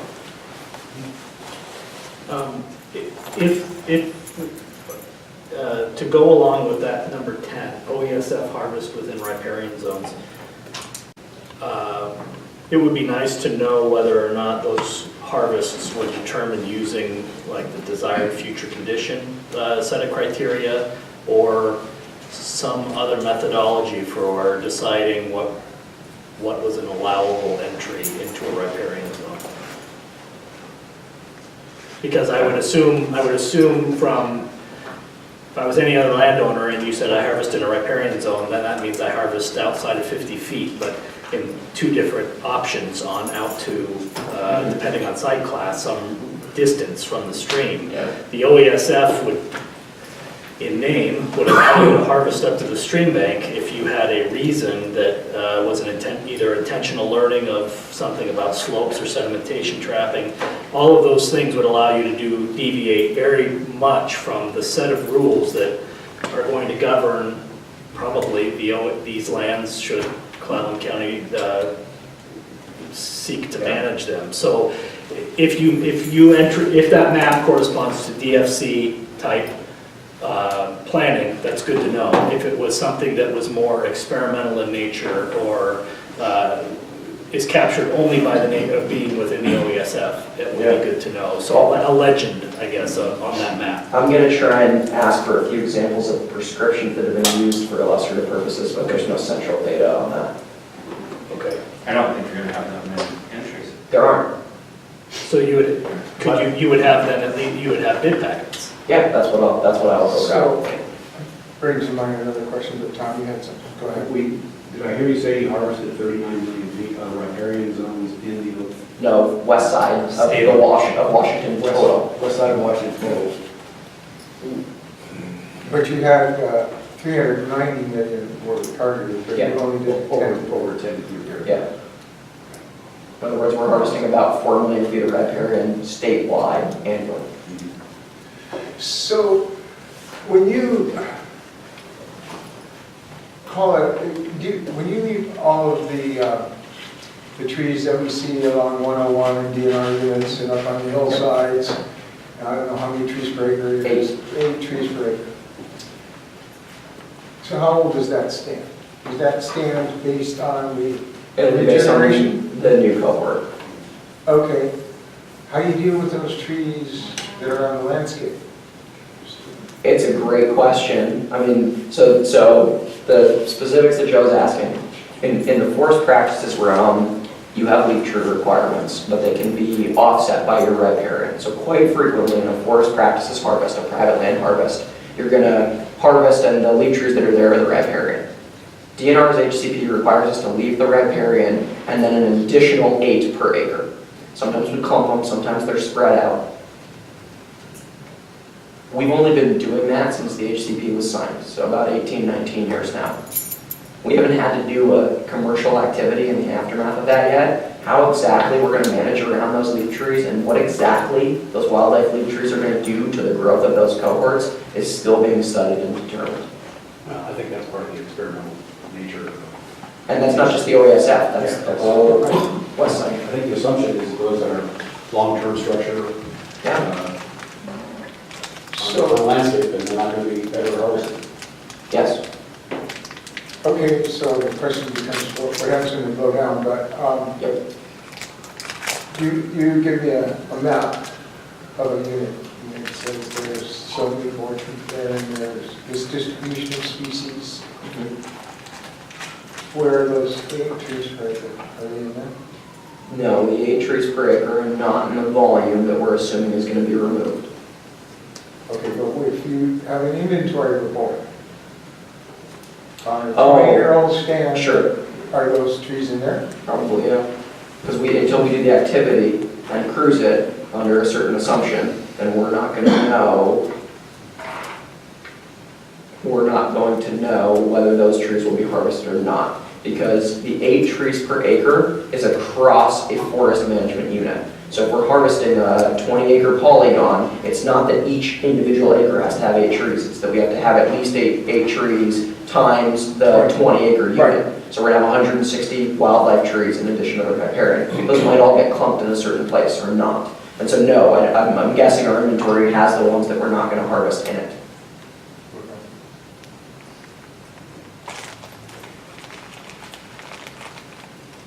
Anything else? So you want to kind of run down what we're asking? Okay, so I had maps, and so I put over here total volume of standing timber that's reserved and non-reserved, or deferred or non-deferred is the phrase they use. But that I want to make sure I got that intent from you. A copy of the OAS land plan. We just need the link to where the draft EIS is. So we'd love to see a final one. Yeah. I'm opening up to. By the time this group ends. I have no reason to believe that's not going to be the case.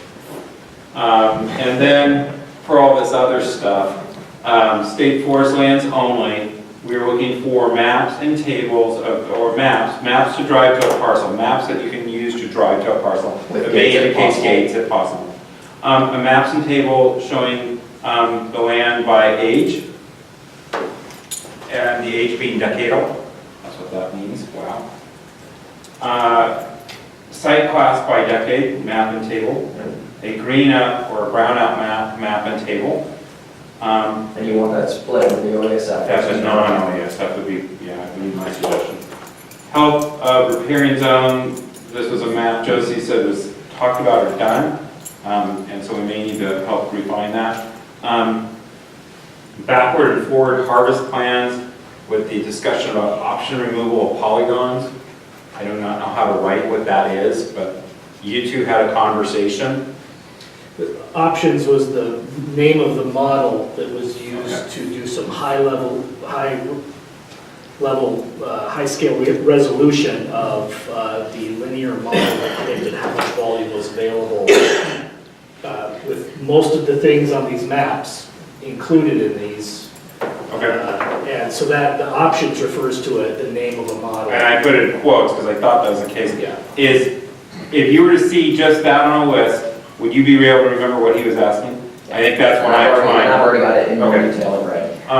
The 1994, 2004 arrearage and the components of it. Yeah. Probably what I'm going to do is provide the arrearage subcommittee report that I promised. I think that'll answer that one. Yes, and I have under arrearage then when it came up, Kyle's report to the board in 2015, and then the subcommittee report. That could be done in advance. The FPRAP, public access, Jesse Paul question. OESF harvest within riparian zones. I just wrote down the numbers because I was writing at the time. And then the desired future condition, not commission. All I'm going to be able to do there is provide And then I just wrote down bid expressions packets. that were used. Or I just put down bid packets in parentheses. So that's what I have. And it's on tape, so I can also go back and type it if we get really confused.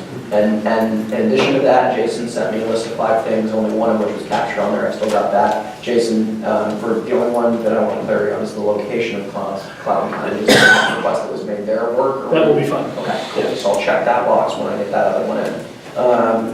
And then, Joe, I connected you with Waco so that you can get your hands on whatever shape files you need, inventory or otherwise. So that'll work. The only high-level caveat I want to put out to this group on this, and it's kind of funny that I'm the one doing the caveat, because normally I'm the one asking for information from my staff, and they're the ones telling me, I have another job, Kyle, that involves this and this deadline. I'm going to do my best to get to this quickly. I'm going to do my best to get to this in the order where I feel like it'll be needed for what's coming for the committee. So when I'm preparing this information, I'm going to start with the stuff that I think is most relevant to the conversation we're having in February, and then March, and then after that. So is that it for them? Yes? I have one more thing regarding the table that was passed out. Yes, I would really, if you're going to take the time to fill this out, I would really like to know, maybe Carol, if we can, in the same place that we found this, we can look for how some of the numbers were arrived at. The conclusions I would draw from reading this table as it's labeled would be, it'd be drastic, or it seems extremely bad for Kyle. I think if you're looking at the far right column, for example. Yeah. Okay, remember timber sale was put up in July. It may have had at that time 2 or 3 years to be removed. Yeah. So what was removed in that year is what you're showing is the bid value removed, and then that's also remained over time. And to be honest, when I look at this, this looks right. I mean, the big picture narrative on the OASF that folks need to keep in mind is that 30, 40 years ago, the department was not managing under a sustained yield program. Right. It was go where the biggest trees are and get them as quickly as you can. And so it happens to be the case that in the 70s into the early 80s, the DNR was really focusing its harvest on the Olympic Peninsula, and that's where the inventory was, and that's the reason, because it was being hit as hard as it was, that the Old Growth Commission started and all this happened. That's not so much what's surprising or shocking. Okay. I'm with you on that. Okay. If we look at the top line, just so that we can clear it up right now, 1973, volume sold 395,000, so 395 million. Yep. Removed in that year was 452, but that 452 may have been sold in 72 or 71. Right. Or 70. back in 3 years? At one point there was 3 years, and then it was 2 years, and then the beneficiary stepped in and changed it. Yeah, it's an interesting. No, it's so much that you can't really. You can't track the volume sold in one. I would like to be able to, which is really what my what I guess the data request from last month will, but this doesn't so much answer as leave a lot of holes because you can't track 1 year's sales to anything that was harvested. And there is something wrong with this data. There is, because looking at the 2000s, you shouldn't have the volume removed exceed the volume sold as dramatically as it does in some of these Kyle, stores. you did. And there was a request around 2005. Did we used to have contract lengths a lot longer? Much longer. Okay, there you go. That's what I'm like, Okay. that's actually right. Okay. But I think if you wanted to go ask Jeb, the dates when contract lengths changed, and you ran that as just as a little asterisk and handwriting on the side, it would explain some of this. So the way this works for folks is somebody will come in and bid on a sale. They basically buy the rights to those trees for a certain length of time. And today, that tends to be 18 to 24 months is about how long they're buying the rights. If 24 months pass and they haven't removed the trees, that's it. They've lost their rights and I get to sell them again. That doesn't happen, but theoretically it could. I guess what's happening is those contract lengths have shortened. I guess they used to be 5, 6, 7 years in length. Maybe. Or extensions were sold. Or extensions were Yeah. sold. Yep. Yeah, there were some differences. So there may have to be a little narrative put on by timber, but it's gonna have to be someone who's been there a while. Fair enough. Well, and Jason, those numbers that are for the committee in general, the numbers that were put there, I am presuming were compiled by the Olympic region staff. It is not me, I wouldn't have the expertise to barely photocopy the page, but the information, I am believing, is compiled by staff of DNR. When, I don't know. I don't know when this document was produced. 2004. So. No, He answered my question on the yeah. utility of it, that's fine. The whole discussion. So it's a fascinating history lesson. Yes.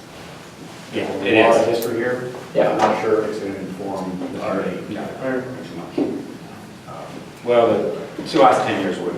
The last 10 years, but yeah, it's a galaxy far, far away. Yeah, there was a fixed point in Try to time. compare to the end of the 70s. Yeah, 72 million trees sold. Okay, any other data requests? Okay, so for right now, that seems to be the end of that for this meeting. Someone gets someone else. Okay, I know we pretty much reviewed trust management in your PowerPoint presentation, at least as far as we can today. I know there'll be the next time with the regulations and all that sort of business. Is there anything on that topic? Yes. Well, yeah, actually, maybe it's already been asked. Has anybody asked you for a side-by-side or a graphic that shows the stumpage values compared to the cut? Is that relevant? The stumpage values compared to the cut. I mean, the chart that you saw, right, that had values and volume over time are a good indication, allow you to see when prices might have dipped precipitously, but I'm not sure, what, if I provided you that, like, I have charts that show the price of Dept for over time, the price of hemlock over time. Yeah, those two primarily, is there a relationship between the amount of wood that moves off the land and the stumpage value? Is that a clear relationship? I would tell you, because I've seen it, that it would be messy. Yeah. There are some specific cases, for example, you would see a year where we actually did no harvest in the OESF, and that had to do with markets. But it's more the exception than the rule, that things go that extreme. So 84 was a real outlier.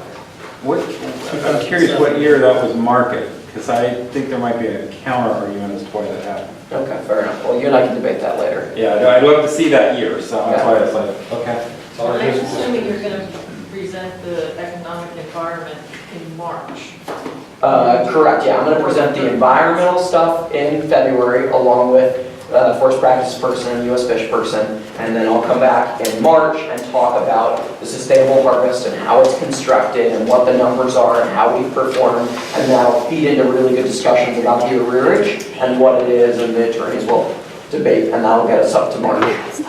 And in that discussion, I'm interested in knowing what your assets are in this county. How many, specialists do you have located here? How many foresters? Oh, staff, you want to staff? Administrative costs, basically that the DNR, it can be an average, but something that shows how much you have invested in this particular county. Okay. And that would probably include vehicles, engines, number of employees, you Well, have. we need to, I think, sort that out, because the engines, for example, that's the DNR firefighting, and that's based on. What I can probably do is ownership give of other ones you as well. dollars expended, management fund dollars, which is the two accounts that I mentioned, in the Olympic region over time. Can you break that down at all? I certainly can. For more recent years, I have never asked staff to provide me sort of expenditures breakdown from 10 years ago. We might still have data. I don't know for a fact. Maybe the last 5 years and only of the FDA Yeah. in some.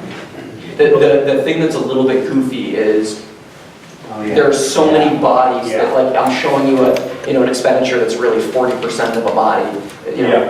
Can you do it by the list that you showed us of the items that you spend the FDA account? Can you put just a dollar amount by those items of I know that I can do that by March?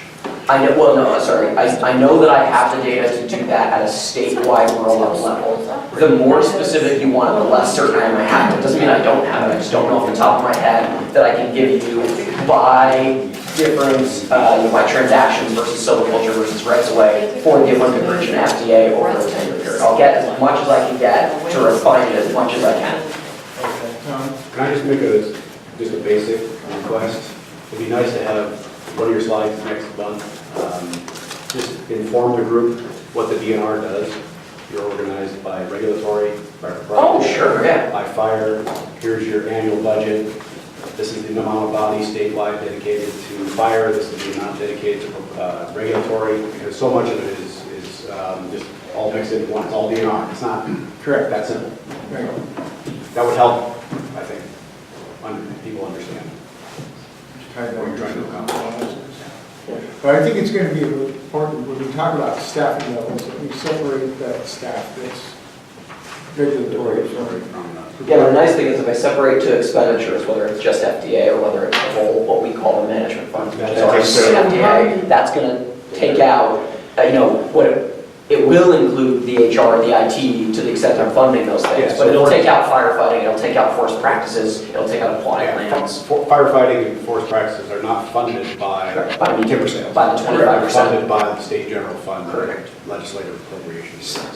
So when you have staff in Olympia that has a piece of the action, is that going to be quantifiable? So in other words, you got your GIS staff, you have a survey crew and it roams around from county to county, so they might spend a month here and then down there. And this is why I say when you start separating out to just FDA, it gets a little goofy because there are so many bodies. Somebody who's a statewide body that works only on DNR trust lands issues is going to usually be 40 to 43% FDA, 55, 56% RMCA, and actually 1% something called Ag Trust, which we use for management on the east side. So there's a lot of bodies that are partially funded. If you look at the way the commissioner's funded, he's funded with little pieces of everything. So it's just, it gets goofier the more you try and isolate by fund. We have more accountants and foresters, right? Would you note then, it will be informative to the committee, I think, if you note things that you don't know where the money's going. It's an important accounting procedure to know that, well, we don't know how much we spent on Clallam County trust lands. Specifically, we know it's part of a big group, but we can't break it down. Well, the county would like to maybe be able to break it down to, know exactly how much. And if it's important to know what you can't track. At what levels. No, so I have high confidence in my ability to track to a pretty darn good degree of detail today's expenditures. It's the further back in time I go, the less certain I am, because I haven't asked for that stuff before. Yeah. Sure, yeah, no, I mean, I can show you in great detail the Olympic region budget today and how it breaks down and what's their silviculture deliverable and how much money do we give them for it, what's their timber sales deliverable and how much money do we give them for it, and do all those things. Kyle, can this graph be expanded to 2015? That's what we're gonna work on. Okay, can you track interest rates, Federal Reserve interest rates? I don't know that I need to track them, I'm sure I can find them online. You can find them from the Federal Reserve Bank of St. Louis, Yeah, because there's a direct correlation. I can go through here and say, I remember when this happened. I remember when this happened. I mean, it's as plain as it can be what's going on here. I'm going to disagree, but it would be good to know. Josie, you got something? all right. I got lots of homework. So then are we now looking at the February meeting? Yeah, we got a couple things to talk about. February. One thing that I wanted to mention yet again in your packet is the bylaws. We can't talk about them today because they weren't on the agenda, but they will be on the agenda in February, and if you have an opportunity to look at them. And if I can just add a comment, so just where everybody understands where they came from. That is the Charter Review Commission that met last year, a county commission, that had a diverse number of people on it of interest, and a diverse interest and a large number of people. I just took that and lined out certain sections that I created. There was no secretary, it was parliamentarian. So you have a new section on secretary. I would suggest if you have a comment and you have the time, send the comment about the section to Cindy, that's Cindy right there, at the county, and then I can get with her in about 2 weeks and take the document and grab everybody's comments as a bubble, and that way we have them, and then highlight the areas where we have an issue. And that makes going through bylaws and rules so much easier. All we're talking about is 4 areas we have an issue versus The whole thing. every line. Yeah. And that was also something we did at the charter. So those were sounded, tested, they worked for a pretty contentious organization, so. By when? If you could do it in 2 weeks, just read through it and make your comments, and just, they don't have to be, just an email. What the heck with section 4, I don't understand why we did that. And then we can just put that in the comment box, and that will lead to a kind of a set of bubbles on that section. I'll send it to you from Australia. Oh, That's. sorry. We all feel really bad for you. Yeah, We do. there's a part that says, wow, that's rough. That in. 2 weeks. Interesting, they take the visual impact of the thought. Yeah. Go ahead, go. I'm just looking at the email, the stuff was sent as a PDF. I really like having a Word document, then I can do comments and it's much more useful. Oh, the bylaws were sent as a PDF. Yeah. The bylaws and The rules, the bylaws and rules. Cindy's shaking her head, would you care to? Is that, you don't have it, Comments? just No, I can PDF? do Word as long as what I send out has the memory to do that and stuff. Yeah, that would be great. It just makes it easier for me to comment. So, thank you so much. Okay, then, I'll also remind folks again about the mileage that you haven't seen.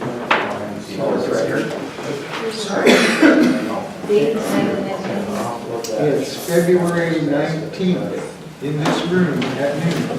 Well, can we just ask, I just want to, Kyle identified in the little meeting beforehand that the group of us had, that on February under constraints, the DNR would be giving an overview of Forest Practices Act and how DNR complies with that.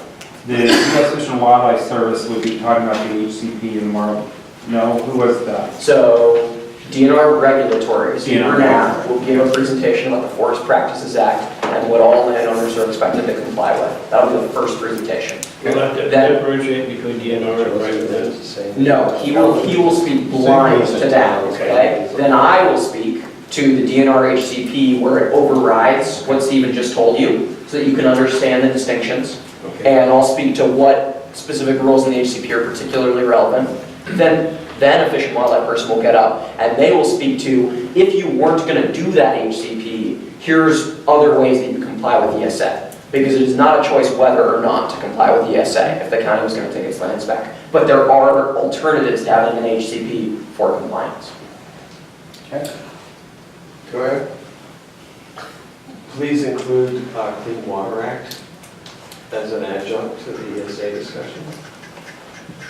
So, assurances, ask for the yeah, well, I know, Well, I'm very familiar with Clean Water Act. That's covered under the Yeah. HCP for the forest properties. Exactly, so Bernath will cover that to the extent that it's relevant. So it's a sensitive topic for me right now because I very recently received a notice that I'm going to be sued under the Clean Water Act. So I'm probably I didn't send it. I'm probably not going to say a whole lot. Did your attorney send it? No. Yes. Yes, Peter Goldman sent it. Oh, he did? Yes. Okay. So I'm probably not going to say a lot during that discussion, and Stephen really can't say a lot more because it's central to it, but he'll be able to touch on the process that was used and how forest practices were given certain assurances. Is that lawsuit pertaining to state lands, or Yes. is it pertaining to state regulations? State lands. Okay. I am sued. Sales that I am executing are apparently not complying with the Clean Water Act. They are impinging on waters of the U.S. Allegedly. Okay. Apparently it's not a suit, it's a 60-day notice. Correct. Which is the legal obligation. You can't sue under Clean Water Act without notifying the party that you're into it. I'd love to see a copy of that, not for this purpose. I could probably have to, yes, you can get it to us. I'm sure. See which members here are board members sign it. Yeah, well, Rob was talking about that. Do you have some topics that you would like to consider for that? Well, not necessarily a topic, but if we were talking about the environmental effects, it would be nice to bring in a fisheries biologist from the tribes, because I think they have a whole different point of view than some of the people here. And because forestry is a big issue.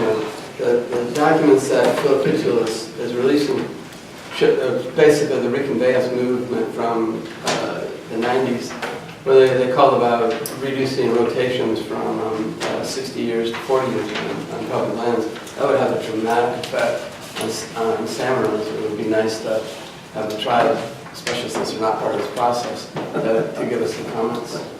It's up to the committee what they want to do with that. My focus is going to be on what the rules are that are in place, and I'm not going to speculate about what those do or don't do from a biologic perspective. That's not what I was going to sort of bring forward. It was merely to be what are the rules and what do those mean for timber production. But if we want to have a separate conversation. I think this is not the place for that. We have rules, we have HCPs, we have regulations, we have all kinds of limitations, regulations on management of forest land, and we'd be working within those regulations, and we're not making new regulations. And if the tribes have a problem with those regulations, they would have to deal with them through the adaptive management process, which they're part of. Well, it says here this is the only place where environmental advocates will have a chance to be coming to guest. So if they will come in here, basically we won't have I any. think you've got a copy of someone's document, Toby.